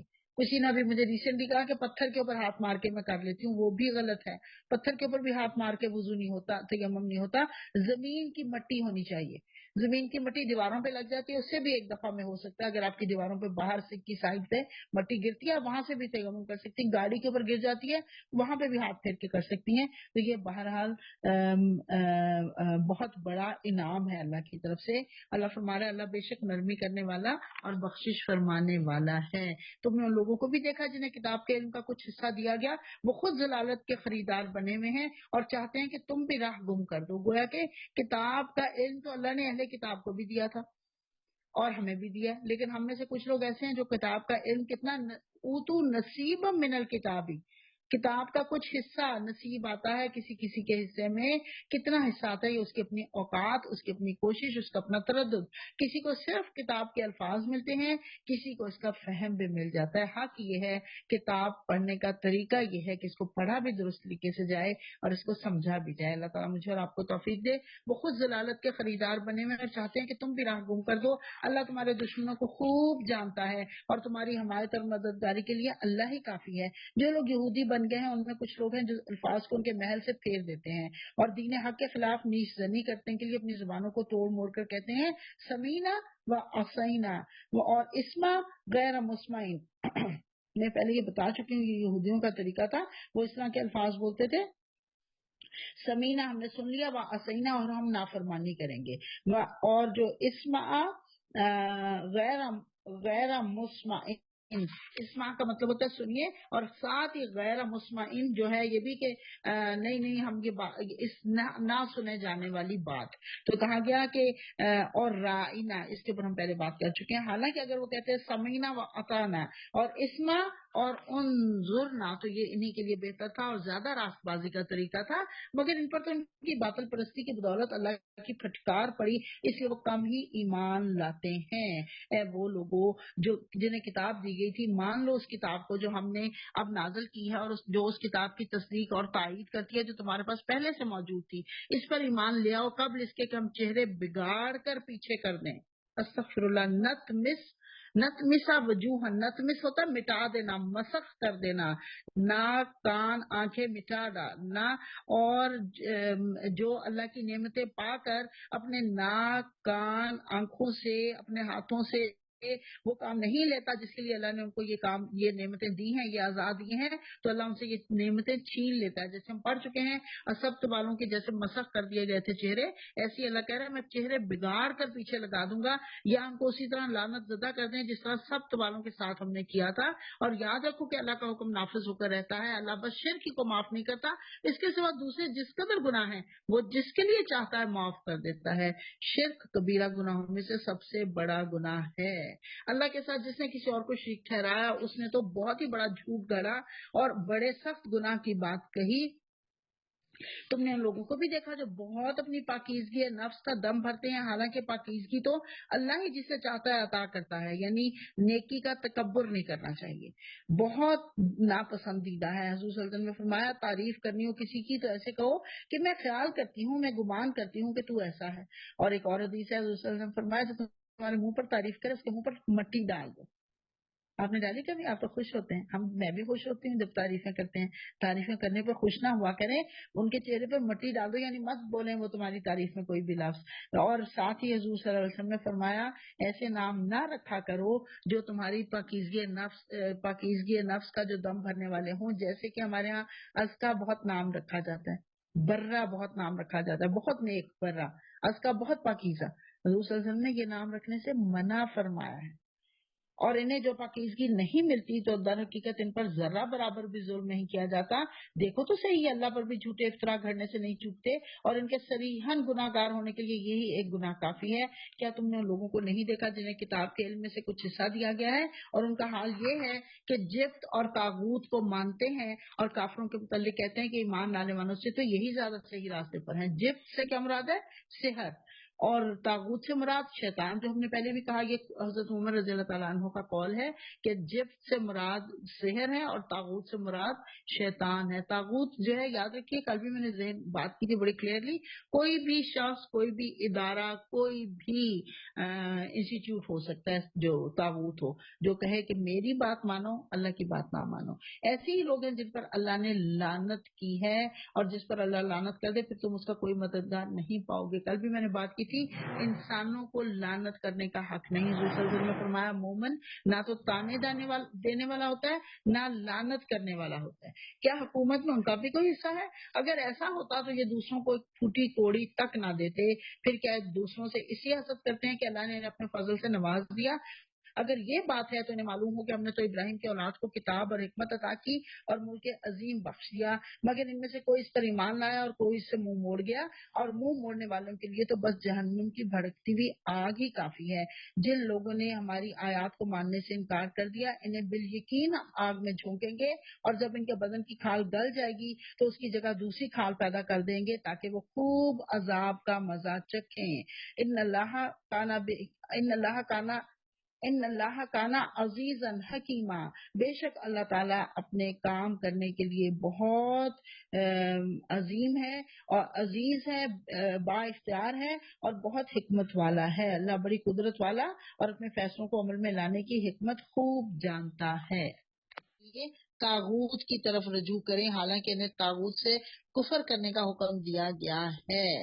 اور یہاں پہ پتہ یہ چلتا ہے کہ ان کتابوں پر جو تم سے پہلے نازل کی گئی تھی، مگر چاہتے ہی ہیں کہ اپنے معاملات کا فیصلہ طاغوت کی طرف کریں، ان سے فیصلے کروائیں۔ اس کے بارے میں ایک واقعہ ملتا ہے، یہاں طاغوت سے مراد پہلے تو یہ سمجھ لیجیے ہر وہ قوت جو اللہ رسول کے بتائے ہوئے حکموں کے علاوہ کسی اور کام کے کرنے کا حکم دے، وہ اس میں شامل ہے۔ اور دوسرا یہ بات سمجھ لیجیے کہ ایک واقعہ اس کے بارے میں ملتا ہے کہ ایک یہودی اور ایک منافق کا جھگڑا ہو گیا، حضور صلی اللہ علیہ وسلم کے پاس آئے، آپ صلی اللہ علیہ وسلم نے مسلمان کے خلاف فیصلہ سنا دیا۔ اس نے یہ فیصلہ وہ اس کے اوپر راضی نہیں ہوا، اس نے یہودی کو قائل کیا اور وہ دونوں مل کر حضرت عمر کے پاس چلے گئے اور وہاں پہ حضرت عمر کو واقعہ سنایا۔ اسی دوران یہودی نے بتا دیا کہ ہم حضرت محمد صلی اللہ علیہ وسلم کے پاس بھی گئے تھے، انہوں نے اس طرح یہ فیصلہ فرمایا تھا۔ حضرت عمر رضی اللہ تعالیٰ عنہ نے اٹھ کے تلوار سے مسلمان کی گردن اتار دی۔ انہوں نے کہا تم پہلے اللہ کے رسول کے پاس گئے تھے، تمہارا کیا خیال ہے میں ان سے زیادہ منصف ہوں؟ آپ دیکھیے یہ نفاق کی علامت ہے، یعنی کہ آپ کو اللہ کے رسول کی کوئی بات پہنچ جائے اور پھر آپ اس کے بعد کہیں نہیں نہیں میں فلاں مولوی سے فتویٰ لے لیتی ہوں، وہ مجھے بتا دیں گے، تو یہ نفاق کی علامت ہے۔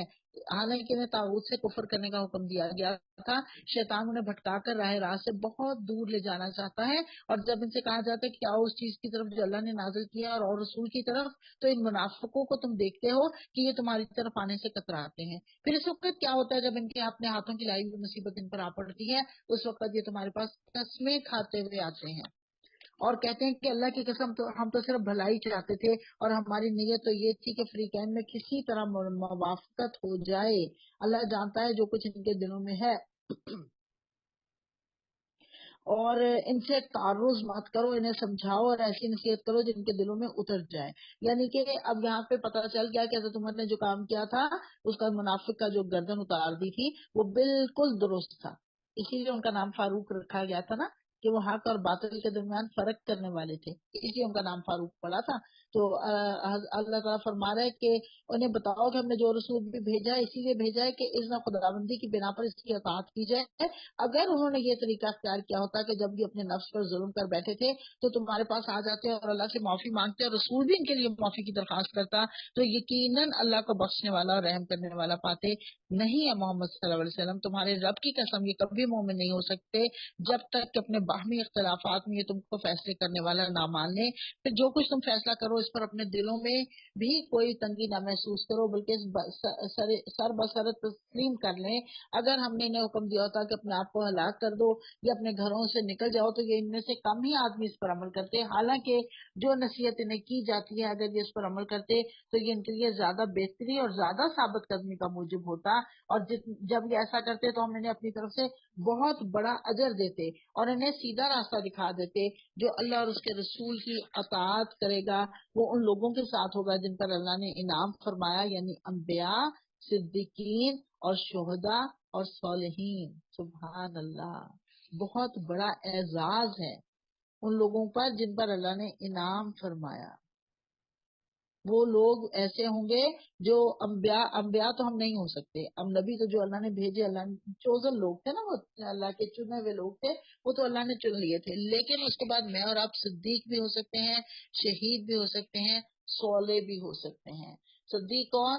جو ہر معاملے میں ہمیشہ سچ بولتا ہے، سچ کی بات کو تسلیم کرتا ہے، سچ کی بات کا اظہار کرتا ہے، وہ ہوتا ہے صدیق۔ اور پھر اس کے بعد شہید کون ہوتا ہے؟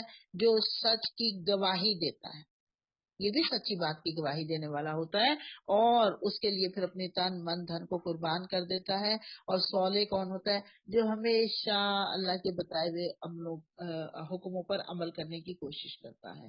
تو یہاں پہ اللہ نے بتا دیا ان چار پسندیدہ ترین کیٹیگریز انسانوں میں سے جن کو اللہ نے انعام فرمایا جن کے اوپر، یہ وہ ہیں۔ تو میں نے اور آپ نے، ہم میں سے کچھ لوگوں نے کہا، ہمارے ہاں یہ بھی بات بڑی مشہور ہوئی کہ جی صدیق اور صالح جو ہیں وہ ہمارے لوگ نہیں ہو سکتے، وہ تو صرف صحابہ کرام ہو سکتے تھے۔ نعوذ باللہ، بالکل ایسا نہیں۔ اللہ نے قیامت تک کے لیے کیوں یہ ریفرنس دیا، کیوں یہ مینشن کیا کہ یہ ہو سکتے ہیں، میں اور آپ بن سکتے ہیں، صالح بھی، صدیق بھی اور شہید بھی۔ نبی نہیں بن سکتے لیکن باقی تینوں کیٹیگریز میں شامل ہو سکتے ہیں۔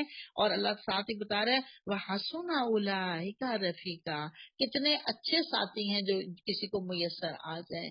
بڑا خوبصورت، بڑی تفصیل سے بات ہوتی ہے اس کے اوپر، میں ہمیشہ کرتی ہوں۔ ڈاکٹر اسرار احمد نے بڑے خوبصورت اس کا دی ہوئی ایکسپلینیشن کہ جو صدیق ہوتا ہے وہ ہوتا ہے جو اللہ کے دین کو اپنے اوپر نافذ کرنے کی اور وہ اس کے لیے کوششیں کرتا ہے، لیکن آپ یوں سمجھیے جیسے زبانی تبلیغ کے لیے بہت وہ کام کرتا ہے، زبانی جیسے لوگوں کے پاس جا جا کے ان کو موٹیویٹ کرنے کی کوشش کرتا ہے، لیکن جو شہید ہوتا ہے نا وہ تلوار پکڑ کر کھڑے ہو جاتا ہے، وہ جہاد کرتا ہے، اس کا زیادہ فوکس جہاد کے اوپر ہوتا ہے، وہ جہاد کر کے اللہ کے حکم کو نافذ کرنے کی کوشش کرتا ہے۔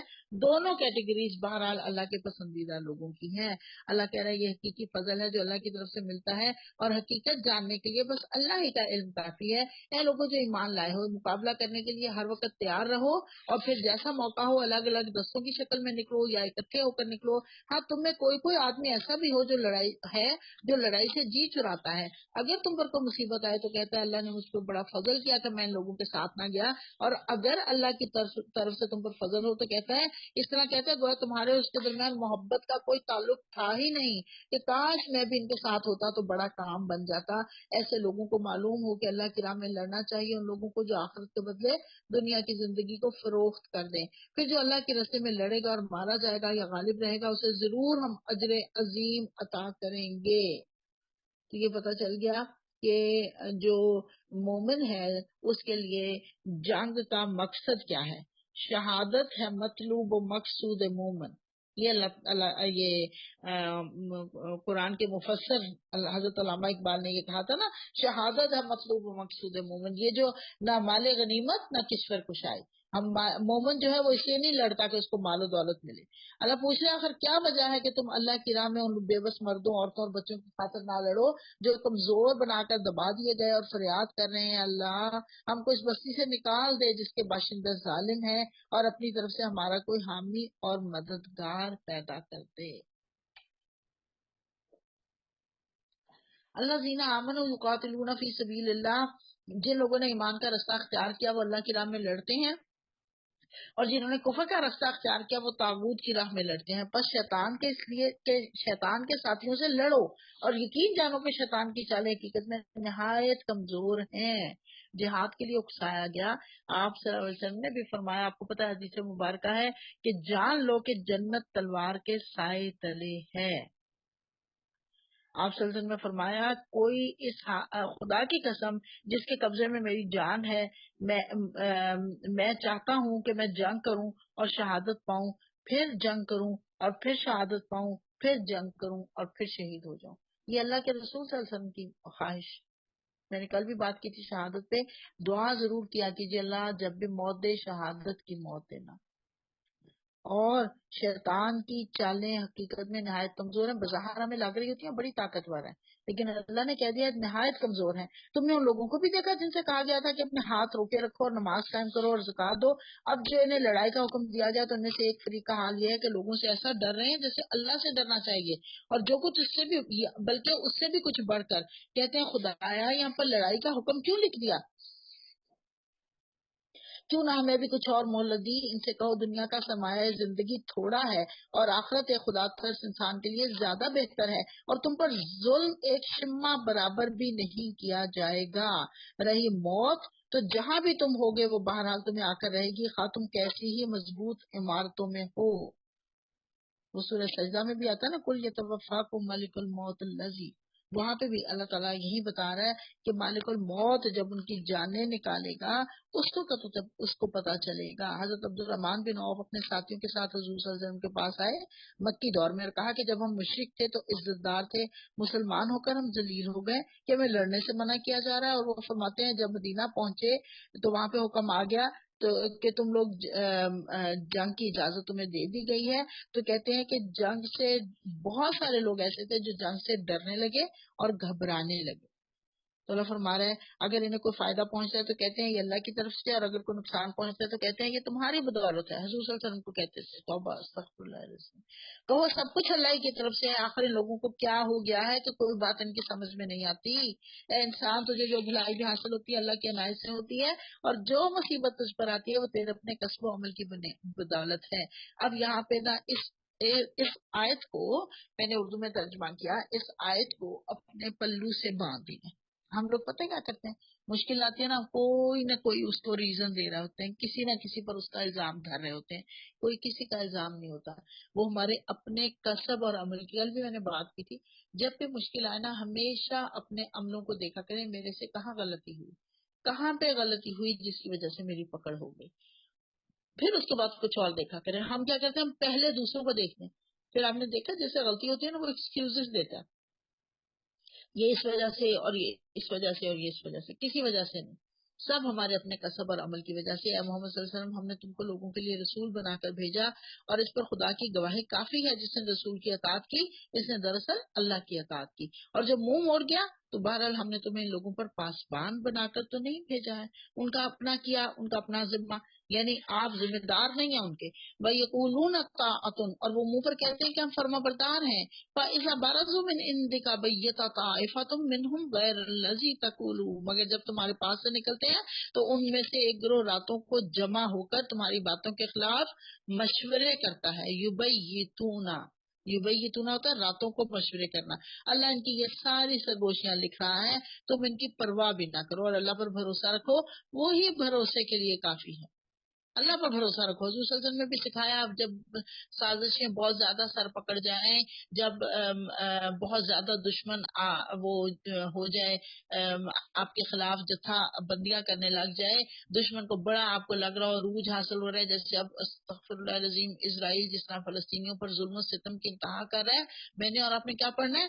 اللہم انا نجعلک فی نحورہم ونعوذ بک من شرورہم. اللہ ان کے شر کے اوپر ہم آپ کو حفاظت کرنے والا بناتے ہیں، آپ پر ہم توکل کرتے ہیں، اللہ آپ کو ان کی گردنوں پر رکھتے ہیں.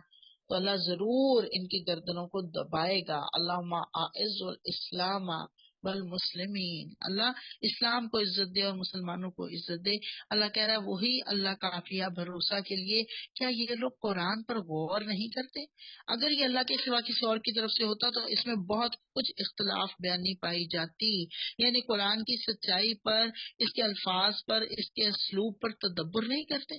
اگر یہ کسی انسان کی تخلیق ہوتی تو اس میں کتنا تضاد ہوتا. یہ لوگ جہاں کوئی اطمینان بخش یا خوفناک خبر سن پاتے ہیں اسے لے کر پھیلا دیتے ہیں، حالانکہ اگر یہ اسے رسول اور اپنی جماعت کے ذمہ دار اصحاب تک پہنچائیں تو ایسے لوگوں کے علم میں آ جائے جو ان کے درمیان اس بات کی صلاحیت رکھتے ہیں کہ اس سے صحیح نتیجہ اخذ کر سکیں. تم لوگوں پر اللہ کی مہربانی اور رحمت نہ ہوتی تو تمہاری کمزوریاں ایسی تھیں کہ چند کے سوا تم سب شیطان کے پیچھے لگ گئے ہوتے. اب یہاں پہ بہت اہم بات بتائی جا رہی ہے کہ ہر سنی سنائی بات کو آگے نہیں پہنچا دینا.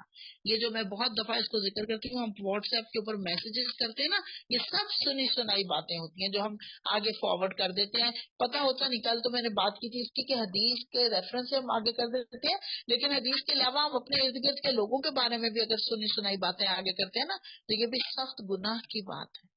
چاہے ہمارے یہ سیاسی لیڈر ہیں ان کے بارے میں آپ کوئی نہ کوئی فتویٰ صادر کر دیتے ہیں، کوئی کسی ایک نے فتویٰ صادر کر دیا اور پھر اس کو لے کے آگے چلتے چلے جاتے ہیں. یہ فلاں جی قادیانی ہے اور فلاں جی منافق ہے اور فلاں جی یہ ہے اور فلاں وہ ہے. یہ ہم نے نہیں کرنا، یہ ہمارا کام نہیں ہے. اللہ نے بتا دیا، سنی سنائی بات کو آگے بیان نہیں کرنا. پس نبی صلی اللہ علیہ وسلم تم اللہ کی راہ میں لڑو، تم اپنی ذات کے سوا کسی اور کے لیے ذمہ دار نہیں ہو. البتہ اہل ایمان کو لڑنے کے لیے اکساؤ، بعید نہیں کہ اللہ کافروں کا زور توڑ دے. اللہ کا زور سب سے زیادہ زبردست اور اس کی سزا سب سے زیادہ سخت ہے. جو بھلائی کی سفارش کرے گا وہ اس میں سے حصہ پائے گا اور جو برائی کی سفارش کرے گا وہ اس میں سے حصہ پائے گا. اللہ ہر چیز پر نظر رکھنے والا ہے. اب یہ بہت اہم بات یہاں پتہ چلی کہ کسی بھی اچھے کام کی سفارش جو ہے وہ پسندیدہ ہے. حضور صلی اللہ علیہ وسلم کے پاس جب، یہ بڑا مجھے خوبصورت بات لگتی ہے حضور صلی اللہ علیہ وسلم کی، جب کوئی سائل آتا تھا نا تو آپ صحابہ سے کہتے تھے کہ تم مجھ سے اس کو کچھ دینے کے لیے کہو، سفارش کرو.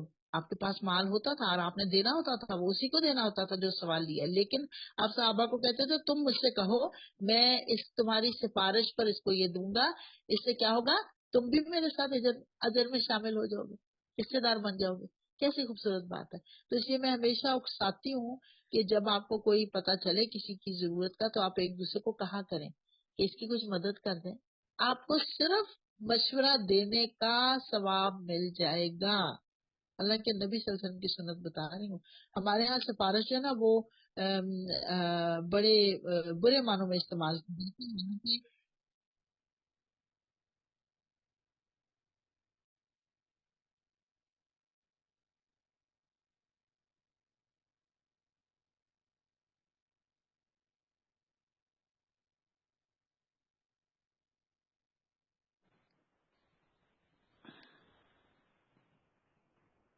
جی ہلو، آواز آ رہی ہے؟ جی آ رہی ہے باجی، آ رہی ہے.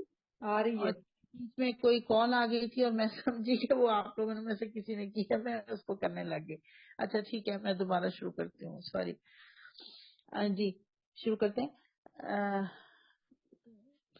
جب کوئی احترام کے ساتھ تمہیں، ہاں میں بات یہ کر رہی تھی کہ سفارش جو ہے وہ ہم برے معنوں میں استعمال کرتے ہیں، لیکن اچھے معنوں میں بھی اگر اس کو استعمال اگر اس کو اچھے کاموں میں اگر اس کو کیا جائے تو آپ دیکھیے اس کا کتنا فائدہ ہوتا ہے، جس کا جیسے کہ میں نے ابھی بتایا حضور صلی اللہ علیہ وسلم جیسے کرتے تھے تو اجر پانے کا باعث بن جاتا ہے۔ اور فرمایا، اللہ تعالیٰ فرما رہا ہے جب کوئی احترام کے ساتھ تمہیں سلام کرے تو اس کو اس سے بہتر طریقے کے ساتھ جواب دو، یا کم از کم اسی طرح، یعنی السلام کا جواب اسی طرح دیں یا اس سے اچھے طریقے کے ساتھ دیں۔ حضور صلی اللہ علیہ وسلم نے فرمایا جو تم جنت میں نہیں جا سکتے جب تک تم مومن نہ ہو، اور تمہارا ایمان مکمل نہیں ہو سکتا جب تک کہ تم آپس میں محبت نہ کرنے لگو، اور میں تمہیں ایسی چیز بتاتا ہوں جس سے آپس میں محبت قائم ہو جائے گی، ایک دوسرے کو سلام کرو، افشوا السلام بینکم، سلام کرو اس شخص کو جو تمہارے سامنے ہے، ہاں تم اسے جانتے ہو یا نہیں جانتے۔ تو اس لیے جب ہم عموماً ایک دوسرے کی بھلائی چاہتے ہیں، ایک دوسرے کے درمیان خوشیاں بانٹنے کا باعث ہوتے ہیں، تو اس لیے ہم کسی کو بھی دیکھیں تو اس کو سلام کریں۔ ہمارے ہاں یہ جو بچے آج کل ہیلو ہائی کرتے ہیں نا، اس سے ان کو روکا کریں، سلام کرنا، السلام علیکم ورحمۃ اللہ وبرکاتہ، اور اسے بہتر جواب دیں۔ اللہ ہر چیز کا حساب لینے والا ہے، اللہ وہ ہے جس کے سوا کوئی خدا نہیں، وہ تم سب کو اس قیامت کے دن جمع کرے گا جس کے آنے میں کوئی شبہ نہیں، اور اللہ کی بات سے بڑھ کر سچی بات اور کس کی ہو سکتی ہے؟ پھر یہ تمہیں کیا ہو گیا ہے کہ منافقین کے بارے میں تمہارے درمیان دو رائے پائی جاتی ہیں، حالانکہ جو برائیاں انہوں نے کمائی ہیں ان کی بدولت اللہ نے الٹا پھیر چکا ہے، اور کیا تم چاہتے ہو کہ جسے اللہ نے ہدایت نہیں بخشی اسے تم ہدایت بخش دو، حالانکہ جس کو اللہ نے راستہ سے ہٹا دیا اس کے لیے تم کوئی راستہ نہیں پا سکتے۔ وہ تو یہ چاہتے ہیں کہ جس طرح وہ خود کافر ہیں اسی طرح سے تم بھی کافر ہو جاؤ، تاکہ تم اور وہ سب برابر ہو جائیں، یکساں ہو جائیں، لہٰذا ان میں سے کسی کو اپنا دوست نہ بناؤ جب تک کہ وہ اللہ کی راہ میں ہجرت کر کے نہ آ جائیں، اور اگر وہ ہجرت سے باز رہیں تو جہاں پاؤ انہیں پکڑو اور قتل کرو، اور ان میں سے کسی کو اپنا دوست اور مددگار نہ بناؤ۔ البتہ وہ منافق اس حکم سے مستثنا ہے جو کسی ایسی قوم سے جا ملے جس کے ساتھ کہ تمہارا تعلق ہے۔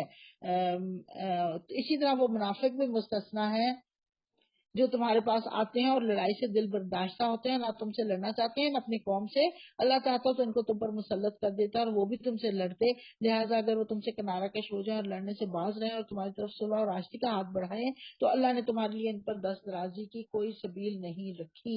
ایک اور قسم کے منافق تمہیں ایسے ملیں گے جو چاہتے ہیں کہ تم سے بھی امن میں رہیں اور اپنی قوم سے بھی، مگر جب کبھی فتنے کا موقع پائیں گے اس میں کود پڑیں گے۔ ایسے لوگ اگر تمہارے مقابلے میں سے باز نہ رہیں اور صلح اور سلامتی تمہارے آگے پیش نہ کریں اور اپنے ہاتھ نہ روکیں تو جہاں وہ ملے انہیں پکڑو اور مارو، ان پر ہاتھ اٹھانے کے لیے ہم نے تمہیں کھلی حجت دے دی ہے۔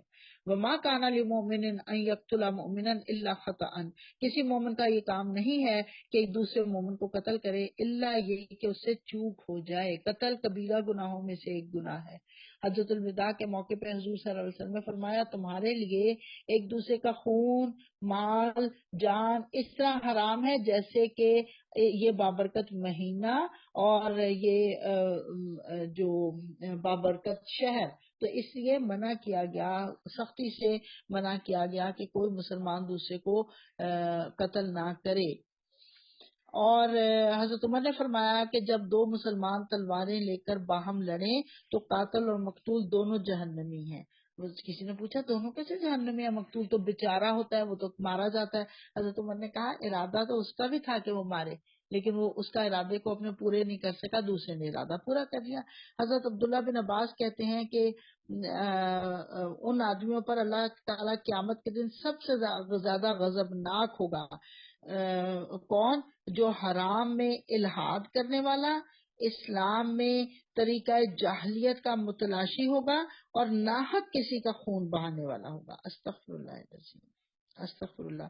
اور قیامت کے دن مقتول قاتل کے بالوں کو گھسیٹتا ہوا عرش الہی کے قریب لے جائے گا، اور جب تک کہ اللہ تعالیٰ اس کا خون جو اس نے اس کا کیا ہوگا اس کے بارے میں اس کا بدلہ نہ اس کو چکا دے، وہ ٹک کر نہیں بیٹھے گا۔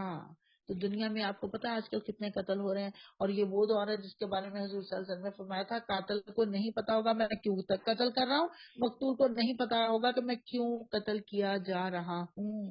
کبیرہ ترین گناہوں میں سے ہے کسی کو جان بوجھ کر قتل کرنا، الا یہ کہ اس سے غلطی ہو جائے، چوک ہو جائے۔ اور جو شخص کسی مومن کو غلطی سے قتل کر دے، کیونکہ یہاں پہ مومن کی بات آ رہی ہے، آپ دیکھیے اور اس کا کفارہ یہ ہے کہ ایک مومن کو غلامی سے آزاد کرے اور مقتول کے وارثوں کو خون بہا دے، الا یہ کہ وہ خون بہا معاف کر دیں۔ لیکن اگر وہ مسلمان مقتول کسی ایسی قوم سے تھا جسے تمہاری دشمنی ہے تو اس کا کفارہ ایک مومن غلام آزاد کرنا ہے، اور اگر وہ کسی ایسی غیر مسلم قوم کا فرد تھا جس سے تمہارا معاہدہ ہو گیا تو اس کے وارثوں کو خون بہا دیا جائے گا اور ایک مومن غلام کو آزاد کرنا ہوگا۔ یہ غلطی سے قتل کا کفارہ ہے۔ ایکسیڈنٹ کی صورت میں جیسے قتل ہو جائے تو پھر اس کا کفارہ 2 مہینے کے مسلسل روزے رکھنا۔ یہ بھی حدیث سے پتہ چلتا ہے ہمیں۔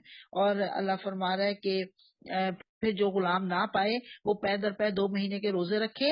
یہ اس گناہ پر اللہ سے توبہ کرنے کا طریقہ ہے، اور اللہ علیم اور دانا ہے، کیونکہ اب غلام نہیں ہے اس وجہ سے پے در پے 2 مہینے کے روزے رکھنا ہوگا۔ لیکن ساتھ ساتھ دیت بھی دی جائے گی، خون بہا بھی دیا جائے گا، اس کے بعد روزے رکھنے۔ یہ نہیں ہے آپ نے 2 مہینے کے روزے رکھ لیے تو بس خون بہا نہیں، خون بہا پہلے، پھر بعد میں اللہ سے اپنی غلطی کی معافی کے لیے 2 مہینے کے روزے۔ رہا وہ شخص جو کسی مومن کو جان بوجھ کر قتل کرے تو اس کی جزا جہنم ہے جس میں وہ ہمیشہ رہے گا۔ اس پر اللہ کا غضب اور اس کی لعنت ہے، اور اللہ نے اس کے لیے سخت عذاب مہیا کر دیا ہے۔ حضور صلی اللہ علیہ وسلم نے فرمایا ایک مسلمان کا قتل ہو جانا تمام دنیا کے تباہ ہو جانے سے زیادہ بدتر ہے۔ حضور صلی اللہ علیہ وسلم نے فرمایا اگر کسی مسلمان کے قتل میں تمام کائنات انوالو ہو جائے تو اللہ ان سب کو اوندھے منہ جہنم میں ڈال دے گا۔ گویا کہ ساری کائنات بھی اگر ہو گئی اللہ سب کو جہنم میں ڈال دے گا۔ اے لوگوں جو ایمان لائے ہو، جب تم اللہ کی راہ میں جہاد کے لیے نکلو تو دوست دشمن میں تمیز کرو، اور جو تمہاری طرف سلام سے پہل کرے اسے فوراً نہ کہہ دو کہ تو مومن نہیں ہے۔ اگر تم دنیوی فائدہ چاہتے ہو تو اللہ کے پاس تمہارے لیے بہت سے مالے غنیمت ہے۔ آخر اسی حالت میں تم خود بھی تو اس سے پہلے مبتلا رہ چکے ہو، پھر اللہ نے تم پر احسان کیا، لہذا تحقیق سے کام لو، جو کچھ تم کرتے ہو اللہ اس سے باخبر ہے۔ یعنی اللہ فرما رہے ہیں اگر تم دنیاوی فائدہ چاہتے ہو تو اللہ کے پاس تمہارے لیے بہت سے مال غنیمت ہیں۔ اور مسلمانوں میں سے وہ لوگ جو کسی معذوری کے بغیر گھر بیٹھے رہتے ہیں اور وہ جو اللہ کے راہ میں جان و مال سے جہاد کرتے ہیں، دونوں کی حیثیت برابر نہیں ہے۔ اللہ نے بیٹھنے والوں کی بنسبت جان و مال سے جہاد کرنے والوں کا درجہ بڑا رکھا ہے، اگرچہ ہر ایک کے لیے اللہ نے بھلائی کا وعدہ فرمایا ہے، مگر اس کے ہاں مجاہدوں کی خدمات کا معاوضہ بیٹھنے والوں سے بہت زیادہ ہے۔ ان کے لیے اللہ کی طرف سے بڑے درجے ہیں اور مغفرت اور رحمت ہے، اور اللہ بڑا معاف کرنے والا اور رحم فرمانے والا ہے۔ اب دیکھیں دنیا کے لیے تو ہم بہت ایک دوسرے سے آگے بڑھنے کی کوششیں کرتے ہیں، اللہ کے پاس بڑے درجات پانے کے لیے ہم سوچتے بھی نہیں۔ ہم کہتے ہیں اچھا جی ہمیں جنت کا نا چھوٹا سا کونا مل جائے گا نا تو ہمارے لیے وہی کافی ہے۔ وہ کافی نہیں ہے، کیوں نہیں اس کے لیے کام کرتے، کیوں نہیں درجے حاصل کرنے کے لیے کوشش کرتے؟ آپ کو پتا ہے اللہ کے نبی صلی اللہ علیہ وسلم نے فرمایا جنت کے 100 درجے ہیں، اور ہر درجے سے اوپر والے درجہ کا اتنا فرق ہے آپس میں، اتنی بلندی پتہ ہے جیسے زمین سے آسمان کے ستارے نظر آتے ہیں۔ دیکھیں دنیا میں ہمارے کسی بہن بھائی نے کوئی چیز لے لی نا، خرید لی، تو ہم فوراً تیار ہو جاتے ہیں وہ خریدنے کے لیے، خواہ قرض لے کر لیں، لیکن دنیا میں اپنی بڑائی ثابت کرنے کے لیے ہم پوری کوششیں کرتے ہیں۔ لیکن آخرت میں بڑے درجے پانے کے لیے ہم کوششیں نہیں کرتے، ہم تھوڑا تھوڑا سمجھتے ہیں تھوڑا سا مل جائے گا تو بہت ہوگا، بہت نہیں ہوگا۔ اللہ کے پاس درجے پانے کے لیے ہمیں بہت محنت کرنی پڑے گی، بہت محنت کرنی پڑے گی۔ اللہ تعالیٰ مجھے اور آپ کو توفیق دے۔ ایک حدیث یاد آ رہی ہے، حضور صلی اللہ علیہ وسلم نے فرمایا جو اللہ کو ناپ کر نہیں دیتا اللہ بھی اس کو ناپ تول کے بغیر دیتے ہیں۔ سبحان اللہ، بات یاد آ گئی مولانا تقی عثمانی صاحب کی۔ وہ کہتے ہیں ہمارے جو بھی مفتی صاحب ہیں، وہ کہتے ہیں مفتی پاکستان، وہ کہتے ہیں شبیر احمد عثمانی جو ان کے والد تھے وہ بھی مفتی پاکستان تھے، انہوں نے قائد اعظم کا جنازہ بھی پڑھایا تھا۔ کہتے ہیں کہ میں اور شبیر احمد عثمانی صاحب یعنی ان کے والد، ہم دونوں غالباً کہیں باہر کے ملک میں تھے، مجھے یاد پڑتا ہے جیسے جرمنی یا کہیں جو بھی بہرحال۔ تو کہتے ہیں کہ میرے والد صاحب کا طریقہ یہ ہے کہ تھا ہمیشہ سے کہ وہ جو سوالی آتا تھا نا اپنی جیب سے نکال کے اور اس کو دے دیتے تھے۔ تو کہتے ہیں میں نے انہیں کہا کہ والد صاحب آپ یہ کیا کر رہے ہیں، جو آتا ہے آپ جیب میں ہاتھ ڈالتے ہیں، جو جیب ہاتھ میں آتا ہے آپ اٹھا کے اس کو دے دیتے ہیں، آپ دیکھ کے تو دیں کہ کون سا نوٹ ہاتھ میں آیا ہے، کم از کم یہ تو دیکھ کے دیں۔ انہوں نے کہا کہ کبھی تم نے غور کیا تقی، تم نے غور کیا اللہ نے جو مجھے دیا ہے اللہ نے مجھے ناپ ناپ کے نہیں دیا، بغیر ناپے دیا ہے۔ میں گنے بغیر دیا ہے، میں کیسے گن گن کے اللہ کے بندوں کو دے سکتا ہوں؟ اگر میں گن گن کر دینے لگا تو مجھے خوف ہے کہ کہیں اللہ بھی مجھے گن گن کے نہ دینے لگ جائے۔ سبحان اللہ، کتنی بڑی بات ہے۔ تو یہ سوچئے، حضرت اسما کو آپ نے کہا تھا حضور صلی اللہ علیہ وسلم نے، یہ جو میں نے حدیث سنائی ہے، ناپ ناپ کے نہ دینا، تو اللہ بھی تمہیں ناپ ناپ کر نہ دینے لگ جائے۔ تو یہاں پہ بہت اہم بات بتائی جا رہی ہے۔ اللہ فرما رہا ہے وہ بڑے درجے ہیں جنت کے، تو بڑے درجوں کے لیے مجھے اور آپ کو محنتیں بھی زیادہ کرنی پڑیں گی۔ یہ اگر ہم ناپ ناپ کے 5 نمازیں پڑھ لی، وہ ہمارے استاذ محترم ہے، وہ سناتے ہیں بڑے مزے کی بات، کہ وہ میرا دوست ہے، وہ کہا کرتا ہے میں نے آج پوری 3 نمازیں پڑھی ہیں، پوری 3۔ یہ 3 پوری کیسے ہو گئے؟ یہ ہماری سوچ ہے، یہ ہماری گنتی ہے۔ اللہ تعالیٰ توفیق دے کہ ہم پوری 5 نمازیں پڑھیں، یہ ہمارا بنیادی فرض ہے۔ یہ نیکیوں کے درجے پانے کی دوڑ نہیں ہے، نیکیوں میں درجے پانے کی دوڑ ہے۔ اگر تہجد میں بھی اٹھیں، نیکیوں کے درجے پانے کی دوڑ یہ ہے کہ ہم زیادہ نوافل پڑھیں، زیادہ دوڑ یہ ہے کہ ہم زیادہ صدقہ کریں، لوگوں سے اچھی بات کریں، قولوا للناس حسنا، یہ ہے نیکیوں کی دوڑ۔ اللہ تعالیٰ مجھے اور آپ کو توفیق دے۔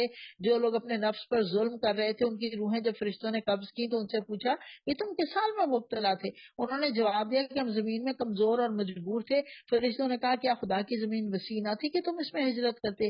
یہ وہ لوگ ہیں جن کا ٹھکانہ جہنم ہے، اور وہ بڑا ہی برا ٹھکانہ ہے۔ گویا قیامت کے دن کو یہ کہہ کر جان نہیں چھڑا سکتا کہ اللہ ہمارا ماحول بہت خراب تھا اس لیے ہم نیکی کی طرف نہیں آ سکے۔ نہیں، ہر ایک کو اوپن چوائس ہے کہ وہ کہیں پہ بھی جا سکتا ہے، ماحول اپنا خود ٹھیک کر سکتا ہے۔ ہاں، جو مرد عورتیں اور بچے واقعی بے بس ہیں اور نکلنے کا کوئی راستہ اور ذریعہ نہیں پاتے، مشکل نہیں کہ اللہ انہیں معاف کر دے۔ اللہ بڑا معاف کرنے والا اور درگزر فرمانے والا ہے۔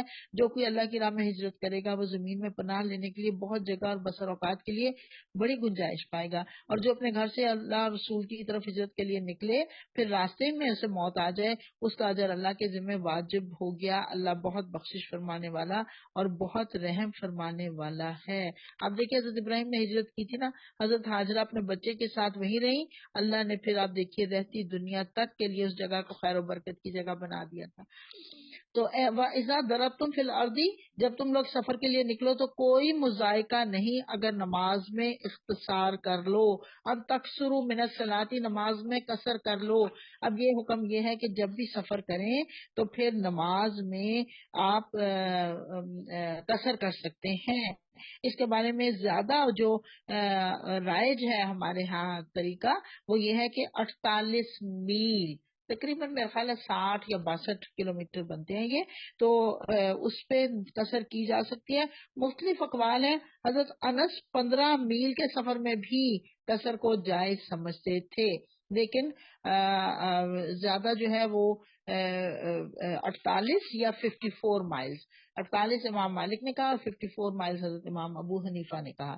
تو یہ ان کے اوپر ہم سفر میں قصر کر سکتے ہیں۔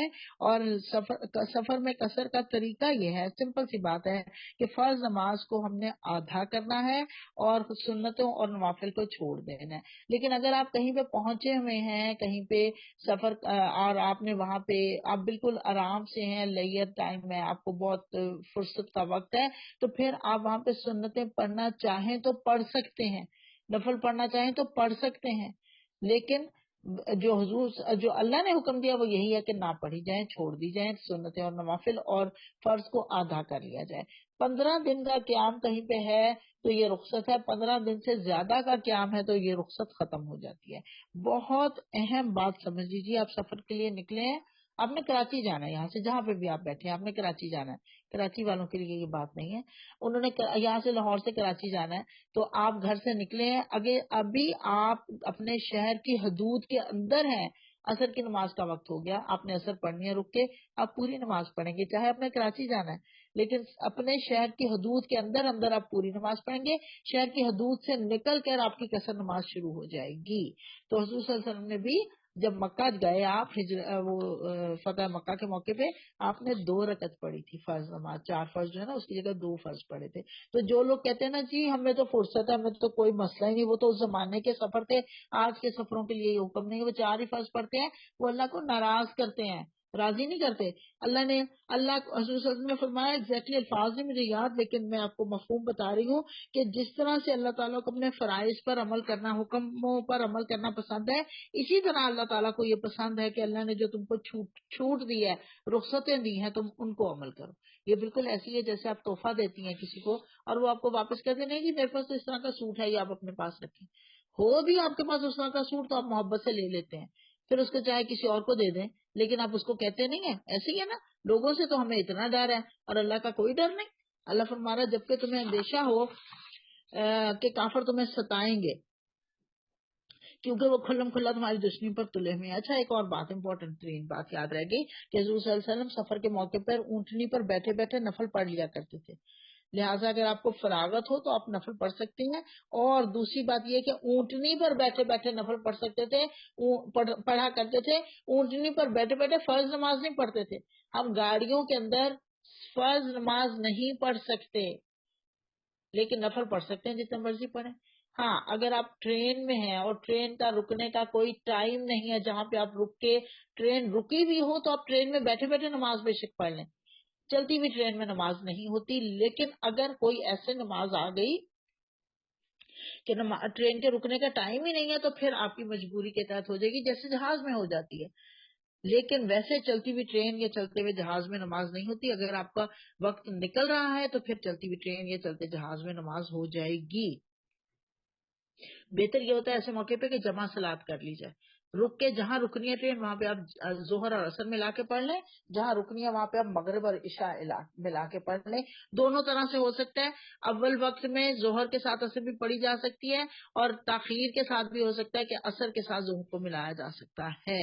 اس معاملے میں بھی کچھ علماء میں وہ ہے اختلاف ہے، لیکن جو میں نے پڑھا مجھے یہی سمجھ آئی کہ یہ سب سے بہترین طریقہ ہے کہ ظہر کے ساتھ عصر تقدیم یا تاخیر دونوں طرح سے کی جا سکتی ہے. اے نبی صلی اللہ علیہ وسلم اچھا یہ بھی بات سمجھ لیجیے، یہاں پہ خوف کی حالت آئی صرف، لیکن امن اور خوف دونوں حالتوں میں حضور صلی اللہ علیہ وسلم نے قصر کیا اور کہا کہ یہ اللہ تعالیٰ کی طرف سے انعام ہے جو اللہ نے تمہیں بخشا ہے، لہٰذا اس کے انعام کو قبول کرو. اے نبی صلی اللہ علیہ وسلم جب تم مسلمانوں کے درمیان ہو اور حالت جنگ میں نماز پڑھانے کھڑے ہو تو چاہیے کہ ان میں سے ایک گروہ تمہارے ساتھ کھڑا اور اسلحہ لیے رہے، پھر جب وہ سجدہ کر لے تو پیچھے چلا جائے، اور دوسرا گروہ جس نے بھی نماز نہیں پڑھی آ کر تمہارے ساتھ پڑھے اور وہ بھی چوکنا رہے اور اپنا اسلحہ لیے رہے، کیونکہ کفار اس طاق میں ہے کہ تم اپنے ہتھیاروں اور اپنے سامان کی طرف سے ذرا غافل ہو تو وہ تم پر ایک بارگی ٹوٹ پڑے. البتہ اگر تم بارش کی وجہ سے تکلیف محسوس کرو یا بیمار ہو تو اسلحہ رکھ دینے میں کوئی مذائقہ نہیں، مگر پھر بھی چوکنے رہو. یقین رکھو کہ اللہ نے کافروں کے لیے رسوا کن عذاب مہیا کر رکھا ہے. مسلمانوں کو ظاہری طور پہ بھی سامان تیار کرنا ہے، اللہ کی مدد ضرور آئے گی، لیکن کوشش یہ بھی کرنی ہے اس کو، کوششیں جتنی وہ کوشش کر سکتے ہیں وہ کوششیں ان کو ساتھ ساتھ کرنی ہے، چوکنا بھی رہنا ہے. اور ساتھ ساتھ اللہ فرما رہا ہے پھر جب نماز سے فارغ ہو جاؤ تو کھڑے اور بیٹھے اور لیٹے ہر حال میں اللہ کو یاد کرو. یہ بات جو بار بار آ رہی ہے نا کہ عزت تم فاقیم الصلاۃ، اور جب اطمینان نصیب ہو جائے تو پوری نماز پڑھو. نماز در حقیقت ایسا فرض ہے جو پابندی وقت کے ساتھ اہل ایمان پر لازم کیا گیا ہے. اچھا پہلے ذکر کی بات کر لیتے ہیں. اللہ فرما رہا ہے قعودا وعلی جنوبکم، قیامم وقعودم وعلی جنوبکم. ذکر ہر وقت کرنا ہے. ذکر کیا ہے؟ اللہ کو یاد کرنے کا ایک بہانہ ہے، ایک محبت کا اظہار ہے. جب بندہ اللہ کو یاد کرتا ہے تو اللہ بھی بندے کو جواب میں یاد کرتا ہے. اور ذکر کیا ہے؟ اپنے دل کی خوشی سے اللہ کو یاد کیا جائے، خاص جتنا بھی آپ کو. اب اس سے پتہ چل جائے گا آپ اللہ سے کتنی محبت کرتے ہیں. جو زیادہ یاد کرتا ہے وہ زیادہ ذکر کرے گا. بالکل ایسی ہے نا جیسے شادیوں کے، میں اس کی سادہ سی مثال دیا کرتے ہیں، اس کو ضرور آپ اس کو اپنی زندگیاں تو ہم گزار چکے ہیں. شادیاں ہو کے سسرال میں آئے تو ہم نے بھی یہی کچھ کیا تھا.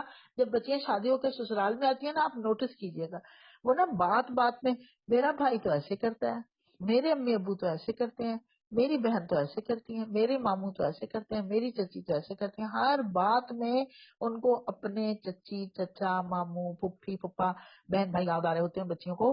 کیوں؟ دل میں بہت تازہ تازہ بچھڑی ہوتی ہے نا، دل میں بہت محبت، بہت جوش میں آ رہی ہوتی ہے، بات میں بات پہ ان کا ذکر آ رہا ہوتا ہے تو محبت زیادہ ہوتی ہے نا.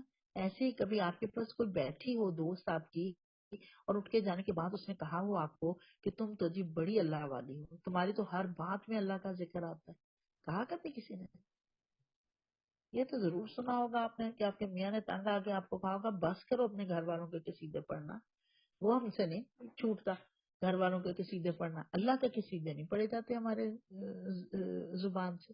اللہ چاہتا ہے بندے کو کہ بندے کے منہ سے ذکر نکلے ہر وقت، اور ذکر بے شمار اذکار، آپ کو پتا ہے اب بھی میں یہاں پہ اذکار کی یہاں پہ تفصیل نہیں جاؤں گی، صرف ایک آدھ بتاؤں گی، سبحان اللہ و بحمدہ، سبحان اللہ العظیم، میزان پر بہت بھاری، زبان پر بڑا ہلکا، کلمتانی خفیفتانی علی اللسانی وثقیلتانی علی المیزانی وحبیبتانی علی الرحمن۔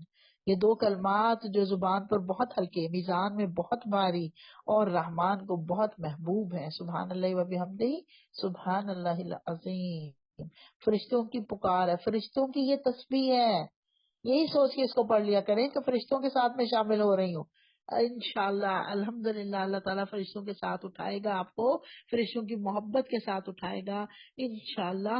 اللہ تعالیٰ نے 3 حالتوں کا یہاں ذکر کیا، قیامن یعنی کہ کھڑے ہو، جب کام کرتے ہوئے انسان کھڑا ہوتا ہے اللہ کو یاد کرے، قعودن جب بیٹھا ہوا ہو تھک کے بیٹھ گیا تو بھی اللہ کو یاد کرے، علی جنوبہم علی جنوبکم جب وہ آ کر تھک کر لیٹ جائے اپنے پہلوؤں کے بل تو بھی اللہ کا ذکر کرے۔ تو عام طور پہ انسان انہیں 3 حالتوں میں ہوتا ہے نا، تو پتہ چلا بیٹھے لیٹے کھڑے ہر وقت اللہ کو یاد کریں۔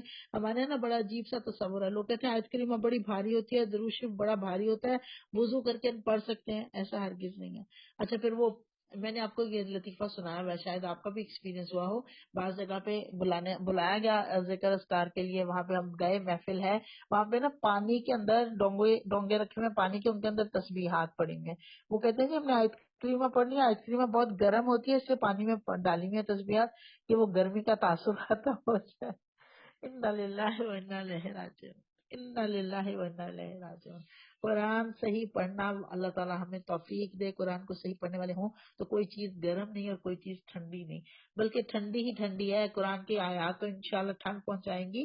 اللہ فرمانا جب اطمینان نصیب ہو جائے تو پوری نماز پڑھو۔ نماز در حقیقت ایسا فرض ہے جو پابندی وقت کے ساتھ اہل ایمان پر لازم کیا گیا ہے۔ اب یہ اس سے کچھ لوگ جو ہے نا انہوں نے یہ اصول بنایا کہ اللہ نے کہہ دیا پابندی وقت کے ساتھ مسلمانوں پر نماز کو فرض کیا گیا ہے، اس لیے جو جمع صلات کی جاتی ہے اس لیے وہ کہتے ہیں اس کی اجازت نہیں ہے۔ اللہ کی بندی ہو، یہ نبی صلی اللہ علیہ وسلم نے کر کے دکھائی ہے جمع صلات، اس لیے ہم اس کو آگے لے کے چل رہے ہیں، حضور صلی اللہ علیہ وسلم کی سنت کو زندہ کر رہے ہیں۔ انہوں نے جہاں پہ رخصت کی اجازت دی ہے وہاں پہ ہم نے پوری کرنی ہے۔ جیسے اب نماز کو یہ تو نہیں کہا گیا کہ نماز کو جتنا چاہو پڑھ لو، کہیں قصر کر لو کہیں پوری کر لو، ایسا نہیں ہے۔ حکم دے دیا گیا جب سفر میں ہو تو قصر کرنی ہے، اللہ کو پسند یہ ہے۔ سفر ختم ہو جائے یہاں پہ کہا جا رہا ہے تو دوبارہ نماز کو پورا کر لو۔ ایسے ہی نماز کو پابندی وقت کے ساتھ پڑھنا ہے، جیسے میں نے ابھی وضاحت کی، عشاء کی نماز کو ڈیلے کر کے پڑھنا کہ جی ثواب ہے اس میں، اور اس وقت پڑھو جبکہ نماز کا پتہ ہی نہیں چلے کیا پڑھ رہے ہو، ایسی رخصت ہرگز نہیں ہے۔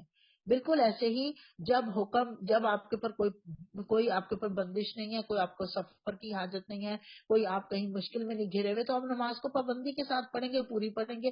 جہاں بھی آپ پھنس جائیں کہیں پہ تو پھر آپ اس کو جمع صلات کر سکتے ہیں۔ ابھی میں نے آپ کو بتایا کبیرہ گناہوں میں سے ایک ہے بغیر حجت کے نماز کو جمع کرنا، لیکن حضور صلی اللہ علیہ وسلم کی ایک حدیث مبارکہ ہے کہ کبھی کبھی نماز کو ویسے ہی جمع کر لیا کرو، یعنی جمع صلات کو اتنا پسند کیا حضور صلی اللہ علیہ وسلم نے۔ ہم حج کے موقع پہ بھی جمع صلات کرتے ہیں نا۔ اس گروہ کے تعاقب میں کمزوری نہ دکھاؤ، اگر تم تکلیف اٹھا رہے ہو تو تمہاری طرح وہ بھی تکلیف اٹھا رہے ہیں، اور تم اللہ سے اس چیز کے امیدوار ہو جس کے وہ امیدوار نہیں ہیں۔ اللہ سب کچھ جانتا ہے، وہ حکیم اور دانا ہے۔ اے نبی صلی اللہ علیہ وسلم، ہم نے یہ کتاب حق کے ساتھ تمہاری طرف نازل کی ہے تاکہ جو راہ راست اللہ نے تمہیں دکھائی ہے اس کے مطابق لوگوں کے درمیان فیصلہ کرو، تم بددیانت لوگوں کی طرف سے جھگڑنے والے نہ بنو۔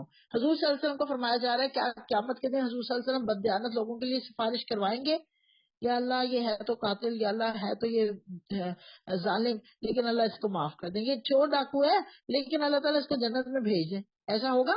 حضور صلی اللہ علیہ وسلم یہ کر سکتے ہیں؟ از اٹ پاسبل کہ حضور صلی اللہ علیہ وسلم کہتے ہیں میرے جیسے آپ جیسے بدخیانت لوگوں کے لیے کہ اللہ تعالیٰ اللہ تعالیٰ ہے تو آپ کی بندی نا، ہے تو میری امتی نا، آپ اس کو میں سفارش کر رہا ہوں اس کے لیے، آپ اس کو جنت میں بھیجیں، ہمیں اس کے لیے کچھ قابلیت دکھانی ہوگی۔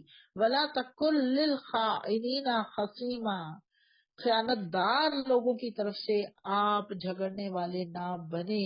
بشیر بن ابریق نے ایک زرہ اور ایک آٹے کا تھیلا چرا لیا اور یہودی کے پاس امانت کے طور پر رکھوا دیا، اور آٹے کے تھیلے میں سوراخ تھا تو تھوڑا تھوڑا آٹا گرتا رہا۔ مالک اس کے پیچھے بشیر کے گھر پہنچا تو اس نے انکار کیا، اس نے اپنے گھر کی تلاشی کروا دی۔ مالک دوبارہ اسی آٹے کی لکیر کے پیچھے پیچھے چلا تو یہودی کے گھر پہنچ گیا۔ یہودی نے کہا یہ چیزیں میرے پاس امانت رکھوائی گئی ہیں، میں تم کو نہیں دوں گا۔ معاملہ حضور صلی اللہ علیہ وسلم کے پاس پہنچا تو بشیر صاف مکر گیا، اور یہودی کو حضور صلی اللہ علیہ وسلم اس کو پتا تھا کہ یہودی کو سچا نہیں مانیں گے، تو اللہ نے یہ آیات نازل فرما دی اور سارا معاملہ بتا دیا۔ ولا تقل للخائنین خصیما، چاہے وہ مومن ہے، مسلمان ہے، مومن نہیں ہو سکتا جو ایسا کام کرے، مسلمان ہے، چاہے وہ مسلمان ہے لیکن بدخیانت ہے تو تمہیں بددیانت لوگوں کی طرف سے اے نبی صلی اللہ علیہ وسلم آپ جھگڑا نہ کریں۔ یہ بہت اہم بات ہے، میں آپ کو جس پہلے بھی میں نے کہی جو کہ مجھے اور آپ کو دیانتدار بھی ثابت کرنا ہے اپنے آپ کو اللہ کے نبی صلی اللہ علیہ وسلم کی اللہ کے اس فیصلے کے مطابق ہمیں اپنے آپ کو امانتدار بھی ثابت کرنا ہے۔ اللہ فرما رہا ہے واستغفر اللہ، اور بخشش چاہو اللہ سے، ان اللہ کان غفور الرحیم، بے شک اللہ تعالیٰ بخشنے والا رحم کرنے والا ہے۔ وہ لوگ جو اپنے نفس سے خیانت کرتے ہیں تم ان کی حمایت نہ کرو، اللہ کو ایسا شخص پسند نہیں جو خیانت کار اور گناہ گار ہو۔ یہ لوگ انسانوں سے اپنے حرکات چھپا سکتے ہیں مگر اللہ سے نہیں چھپا سکتے، وہ تو اس وقت بھی ان کے ساتھ ہوتا ہے جب یہ راتوں کو چھپ کر اس کی مرضی کے خلاف مشورے کرتے ہیں۔ ان کے سارے اعمال پر اللہ محیط ہے۔ ہاں تم لوگوں نے ان مجرموں کی طرف سے دنیا کی زندگی میں تو جھگڑا کر لیا، مگر قیامت کے روز ان کی طرف سے کون جھگڑا کرے گا؟ آخر وہاں کون ان کا وکیل ہوگا؟ اگر کوئی شخص برا فعل کر گزرے یا اپنے نفس پر ظلم کر جائے اور اس کے بعد اللہ سے درگزر کی درخواست کرے تو اللہ کو درگزر کرنے والا اور رحیم پائے گا، مگر جو برائی کما لے تو اس کی یہ کمائی اسی کے لیے وبال ہوگی۔ اللہ کو سب باتوں کی خبر ہے اور وہ حکیم اور دانا ہے۔ پھر جس نے کوئی خطا یا گناہ کر کے اس کا الزام کسی بے گناہ پر تھوپ دیا، اس نے تو بڑے بہتان اور سری گناہ کا بوجھ سمیٹ لیا۔ اے نبی صلی اللہ علیہ وسلم، اگر اللہ کا فضل تم پر نہ ہوتا اور اس کی رحمت تمہارے شامل حال نہ ہوتی تو ان میں سے ایک گروہ نے تو تمہیں غلط فہمی میں مبتلا کرنے کا فیصلہ ہی کر لیا تھا، حالانکہ در حقیقت وہ خود اپنے سوا کسی کو غلط فہمی میں مبتلا نہیں کر رہے تھے اور تمہارا کوئی نقصان نہیں کر سکتے تھے۔ اللہ نے تم پر کتاب اور حکمت نازل کی ہے اور تم کو وہ کچھ بتایا جو تمہیں معلوم نہ تھا، اور اس کا فضل تم پر بہت ہے۔ آپ صلی اللہ علیہ وسلم کے قلب مبارک پر نازل ہوئی تھی یہ، اور آپ کی ناپسند آپ کے فیصلوں اور حدیث کی شکل میں امت کے سامنے آئی۔ تو قرآن کے علاوہ یہ یاد رکھیے حکمت ہے جو اللہ کے رسول صلی اللہ علیہ وسلم کی طرف سے ہم تک پہنچی ہے۔ یہ جو کتاب اور حکمت کی بات آئی ہے نا، کتاب آپ صلی اللہ علیہ وسلم کے قلب مبارک پر نازل ہوئی اور حکمت آپ کے عمل سے ہمارے سامنے آئی، تو ان دونوں پر ہم نے عمل کرنا ہے۔ دونوں حکمت میں نے بہت دفعہ اس کے اوپر بات کی ہے، حکمت ہوتا ہے کسی چیز کو ڈیپتھ میں جا کے اس کو سمجھنا، گہرائی میں جا کے اس بات کو سمجھنا۔ تو یہاں پہ جو حکمت کی بات ساتھ ہی آئی، حضور صلی اللہ علیہ وسلم نے کتاب کو کے جو احکامات ہیں ان کے اوپر عمل کر کے دکھایا، تو یہ حکمت ہے ہمارے اوپر، ہمیں سمجھ آ جائے کہ کیسے عمل کرنا ہے۔ لوگوں کی خفیہ سرگوشیوں میں اکثر و بیشتر کوئی بھلائی نہیں ہوتی، فائدے کی بات نہیں ہوتی، کیونکہ اگر فائدے کی بات ہوتی نا تو ایک دوسرے کو دکھا کر کرتے، کوئی بھی اچھا کام بغیر دکھائے کوئی نہیں کرتا۔ لوگ تو چاہتے ہیں کہ گھڑی سے پہلے لوگوں کو پتا چل جائے، اگر کوئی فائدہ کوئی اچھی بات ہو نا تو چھپ کر جو کی جاتی ہے اس کے معاملے میں اللہ نے بتا دیا، خفیہ سرگوشیاں، چھپ کر جو سرگوشیاں کی جاتی ہیں اس میں بھلائی نہیں ہوتی۔ ہاں اگر کوئی پوشیدہ طور پر صدقہ اور خیرات کی تلقین کرے یا کسی نیک کام کے لیے یا لوگوں کے معاملات میں اصلاح کرنے کے لیے کسی سے کچھ کہے تو یہ البتہ بھلی بات ہے، یعنی یہ 3 آپشن دے دی گئی، صدقہ خیرات کی بات کرے، کسی کی بھلائی کی بات کرے یا کوئی بھی نیک کام کرنے کے لیے اگر کوئی مشورہ دے تو وہ اس میں کوئی حرج نہیں ہے اور وہ سرگوشی کی جا سکتی ہے۔ ورنہ اس کے علاوہ آپ کو پتا سرگوشی میں ہوتا کیا ہے، میں بہت دفعہ یہ مثال دیا کرتی ہوں کہ 20 لوگ بیٹھے ان میں سے 2 سرگوشی کریں گے نا تو 18 کے 18 لوگ سمجھیں گے کہ انہوں نے میرے خلاف کوئی بات کی ہے، اس لیے خفیہ سرگوشی سے منع کیا گیا۔ اور جو کوئی اللہ کی رضا جوئی کے لیے ایسا کرے گا اسے ہم بڑا اجر عطا کریں گے، مگر جو شخص رسول کی مخالفت پر کمر بستہ ہو اور اہل ایمان کے طریقے کے سوا کسی اور طریقے پر چلے، حالانکہ اس پر راہ راست واضح ہو چکی ہو، تو اس کو ہم اسی طرف چلائیں گے جدھر وہ خود پھر گیا، اور اسے جہنم میں جھونکیں گے جو بدترین جائے قرار ہے۔ اللہ کے ہاں صرف شرک ہی کی بخشش نہیں، اس کے سوا سب کچھ معاف ہو سکتا ہے جسے وہ معاف کرنا چاہے۔ جس نے اللہ کے ساتھ کسی کو شریک ٹھہرایا وہ تو گمراہی میں بہت دور نکل گیا۔ وہ اللہ کو چھوڑ کر دیویوں کو معبود بناتے ہیں، وہ اس باغی شیطان کو معبود بناتے ہیں جس کو اللہ نے لعنت زدہ کیا ہے۔ وہ شیطان کی اطاعت کرتے ہیں جس نے اللہ سے کہا تھا میں تیرے بندوں میں سے ایک مقرر حصہ لے کر رہوں گا، میں انہیں بہکاؤں گا، میں انہیں آرزوؤں میں الجھاؤں گا، میں انہیں حکم دوں گا، وہ میرے حکم سے جانوروں کے کان پھاڑیں گے، اور میں انہیں حکم دوں گا میرے حکم سے خدائے ساخت میں رد و بدل کریں گے۔ اس شیطان کو جس نے اللہ کے بجائے اپنا سرولی اور سرپرست بنا لیا وہ کھلا نقصان میں پڑ گیا۔ دیکھیے شیطان ہمیں لمبی لمبی آرزوؤں میں الجھاتا ہے، وہ بہکاتا ہے، پہلے تو اللہ کی طرف جانے کی بجائے اپنی طرف بلاتا ہے، طاغوت کی طرف بلاتا ہے، غلط رسموں پہ ڈالتا ہے، یہ بہکاوے ہوتے ہیں اس کے۔ پھر لمبی لمبی آرزوؤں میں الجھاتا ہے، لمبے لمبے خیالات، ہاں میں یہ کر لوں گی نا تو بس اس کے بعد میں بڑی اللہ والی بن جاؤں گی، یہ کام کروں نا، بچی کی شادی کروں نا پھر میں حج پہ جاؤں گی، بچے کی شادی کروں نا پھر میرے پاس کھلا پیسہ ہوگا نا پھر میں بہت صدقہ خیرات کروں گی۔ یہ لمبے لمبے خیالات ہوتے ہیں۔ وہ کہتا ہے میرے حکم سے جانوروں کے کان پھاڑیں گے، یہ ان کے ہاں رواج نہیں تھا، صرف مشرکین مکہ کے ہاں جانوروں کے کان پھاڑ دیتے تھے، یہ علامت ہوتی تھی کہ یہ فلاں دیوی دیوتا کے نام پر چھوڑ دیا گیا، اب اس سے کوئی تعرض نہ کرے، کوئی اس سے کوئی کام نہیں لے سکتا، خدمت نہیں لے سکتا۔ آج کے دور میں بھی ایسے ہیں، پیر صاحب کے نام پر بھینس بکری چھوڑ دی جاتی ہے، اس کا دودھ کوئی نہیں پیتا، اس سے کوئی فائدہ نہیں اٹھاتا، کیونکہ یہ پیر صاحب کے نام پر چھوڑی ہوئی ہے، فلاں بزرگ کے نام پر چھوڑی ہوئی ہے۔ تو خدائی ساخت میں رد و بدل کریں گے، یہ آج کے دور میں خدائی ساخت میں رد و بدل ہو رہی ہے۔ یہ جو سرجریز کرا کے اپنی شکل کو کچھ کا کچھ بنا لیا جاتا ہے، اور اللہ ماشاء اللہ اب تو عورتیں جو مرد بننے کے چکروں میں یہ کام بھی کروا رہی ہیں، تو یہ ساری خدائی ساخت میں رد و بدل ہے جس سے سختی سے منع کیا گیا۔ یہ اللہ کی طرف سے سخت عذاب کا مستحق ہوں گے وہ لوگ جو یہ کام کرتے ہوں گے۔ اللہ فرما رہا ہے اس شیطان کو جس نے اپنا سرپرست بنا لیا، یعنی سرپرست بنانے کا کیا مطلب ہے؟ یعنی اللہ کی بات ماننے کی بجائے شیطان کی باتوں پر چلنے لگ گئے، وہ کھلے نقصان میں پڑ گئے، اور وہ ان لوگوں سے وعدے کرتا ہے، انہوں نے امیدیں دلاتا ہے، وما یعدہم الشیطان الا غرورا، شیطان کے سارے وعدے بجز فریب کے اور کچھ نہیں ہے۔ ان لوگوں کا ٹھکانہ جہنم ہے جس سے وہ کسی صورت نہیں نکل سکیں گے، اور رہے وہ لوگ جو ایمان لے اور نیک عمل کریں تو انہیں ایسے باغوں میں داخل کریں گے جن کے نیچے نہریں بہتی ہوں گی، اور وہاں وہ ہمیشہ ہمیشہ رہیں گے۔ یہ اللہ کا سچا وعدہ ہے، اور اللہ سے بڑھ کر کون اپنی بات میں سچا ہوگا۔ انجام کار نہ تمہاری آرزوؤں پر موقوف ہے نہ اہل کتاب کی آرزوؤں پر، جو بھی برائی کرے گا اس کا پھل پائے گا، اور اللہ کے مقابلے میں اپنے لیے کوئی حامی اور مددگار نہیں پا سکے گا۔ اور جو نیک عمل کرے گا خواہ مرد ہو یا عورت، بشرط یہ کہ ہو وہ مومن، تو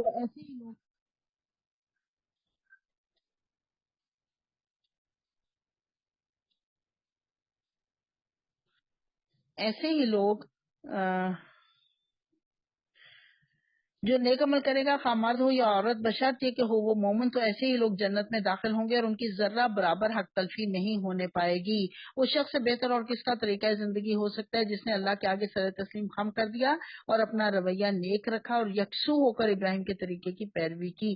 ابراہیم کا طریقہ کون سا تھا؟ ابراہیم کا طریقہ تھا اس قال ربہ اسلمت، قال اسلمت لرب العالمین، انہوں نے کہا کہ میں نے اپنے آپ کو سرنڈر کر دیا اللہ رب العالمین کے لیے۔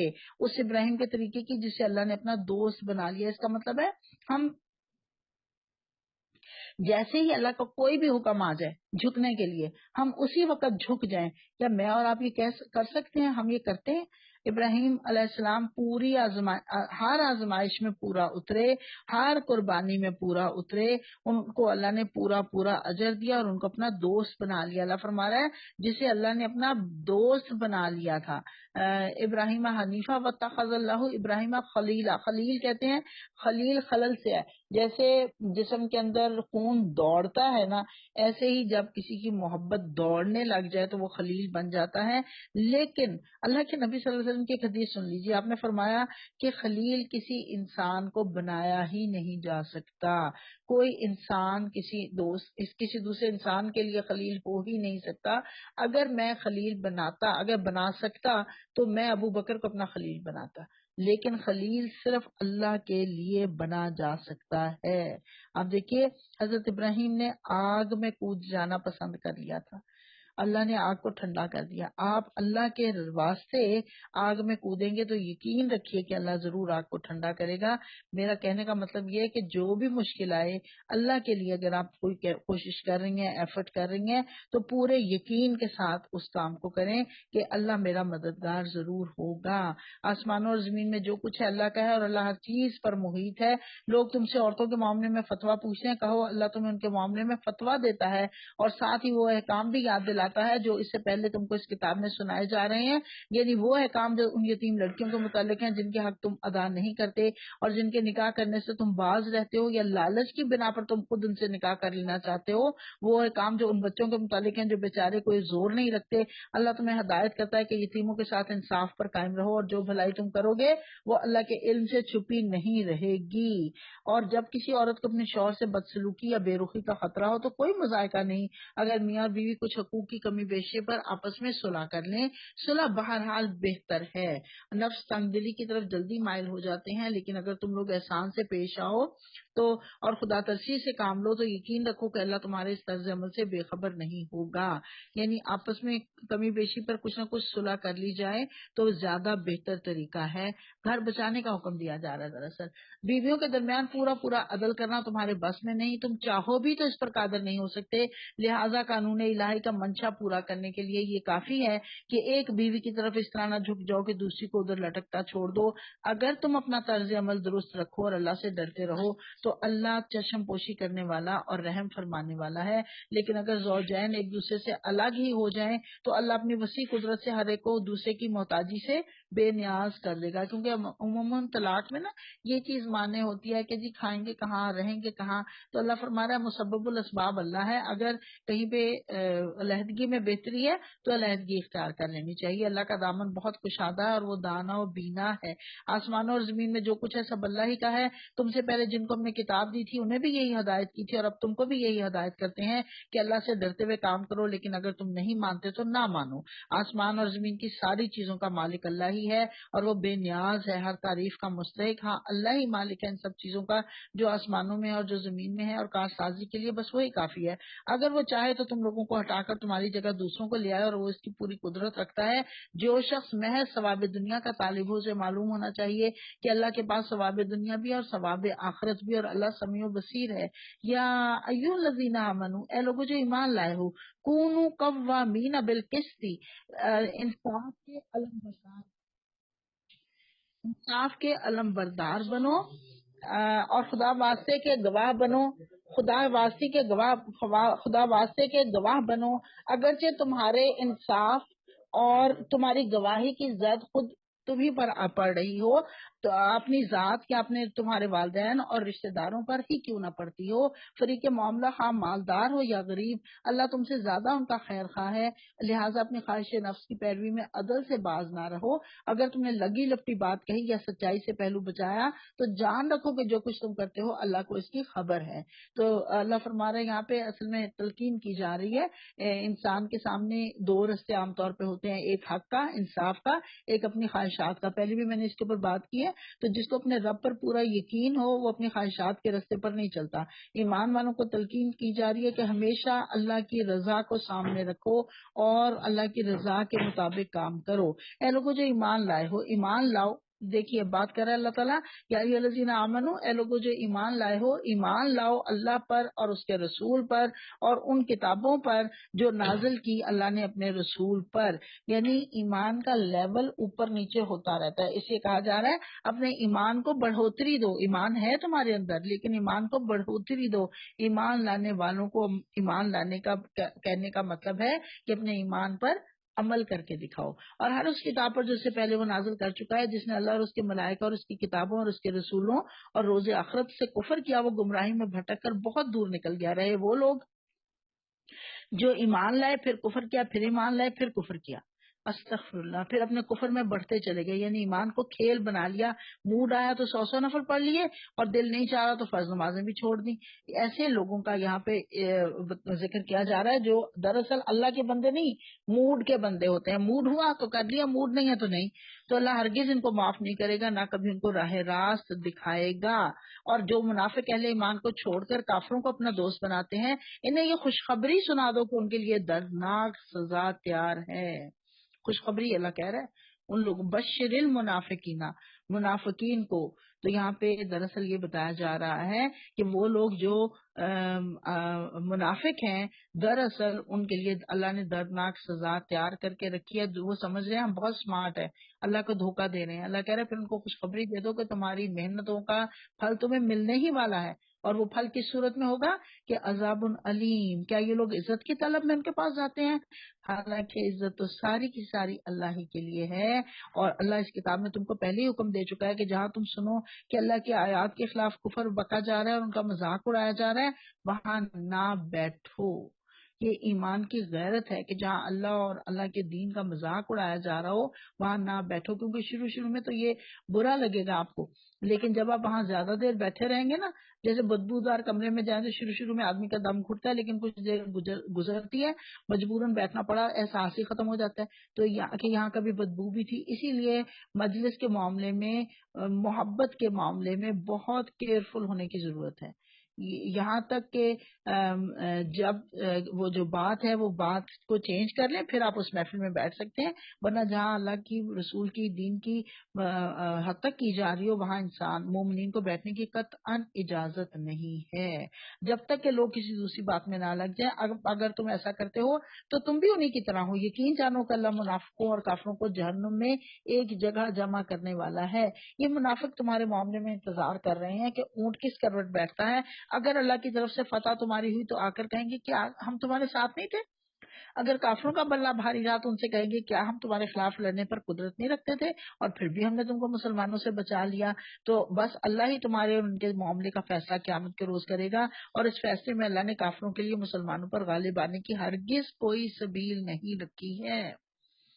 یہ منافق اللہ کے ساتھ دھوکہ بازی کر رہے ہیں. یخادعون اللہ وہو خادعہم، اللہ ان کو ضرور دھوکہ دے گا، زور دے کر کہا جا رہا ہے.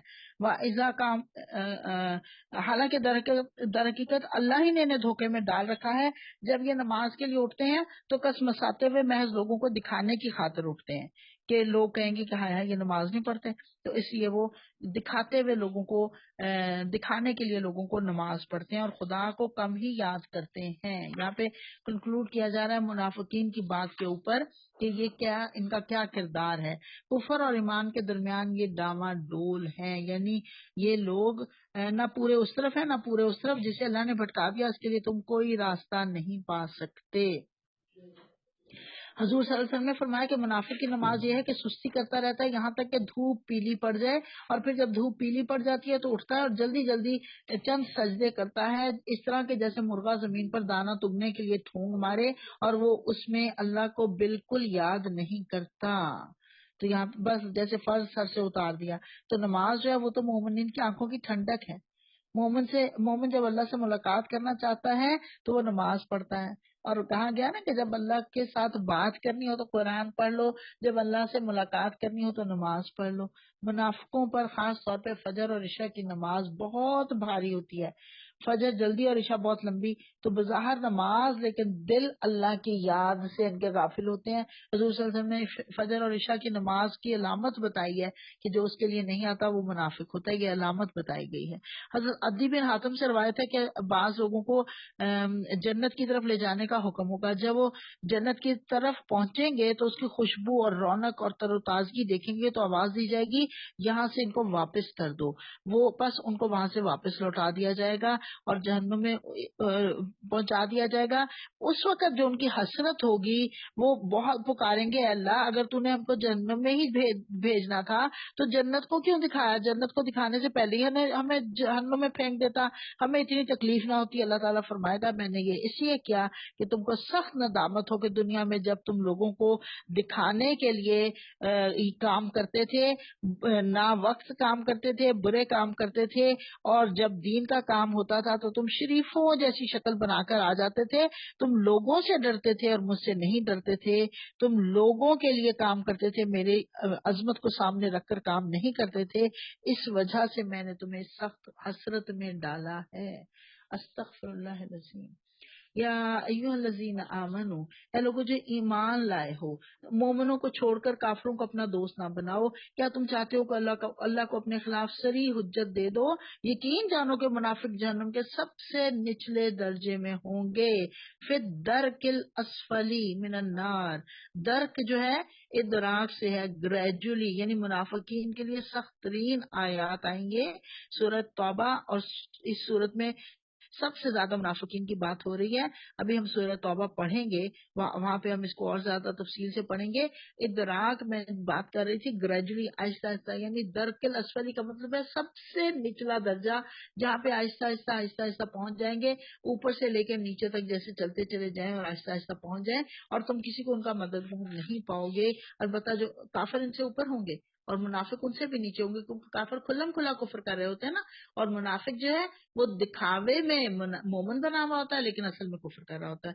البتہ جو ان میں سے تائب ہو جائیں اور اپنے طرز عمل کی اصلاح کر لیں اور اللہ کا دامن تھام لیں اور اپنے دین کو اللہ کے لیے خالص کر دیں, ایسے لوگ مومنوں کے ساتھ ہیں اور اللہ مومنوں کو ضرور اجر عظیم عطا فرمائے گا. آخر اللہ کو کیا پڑی ہے کہ تمہیں خام خواہ سزا دے اگر تم شکر گزار بندے بن کر رہو. ما یفعل اللہ بعذابکم ان شکرتم وآمنتم, اور ایمان لانے والے بنو. وکان اللہ شاکرا علیما, اور اللہ بڑا قدر کرنے والا اور سب کے حال سے واقف ہے. وآخر دعوانا ان الحمدللہ رب العالمین. اللہم انس واشتی فی قبری, اللہم ارحمنا بالقرآن العظیم وجعلہ لی اماما ونورا وہدی ورحمہ. اللہم ذکرنا منہ ما نسیت وعلمنا منہ ما جہلت وارزقنا تلاوتہ آناء اللیل وآناء النہار واجعلہ لی حجۃ یا رب العالمین.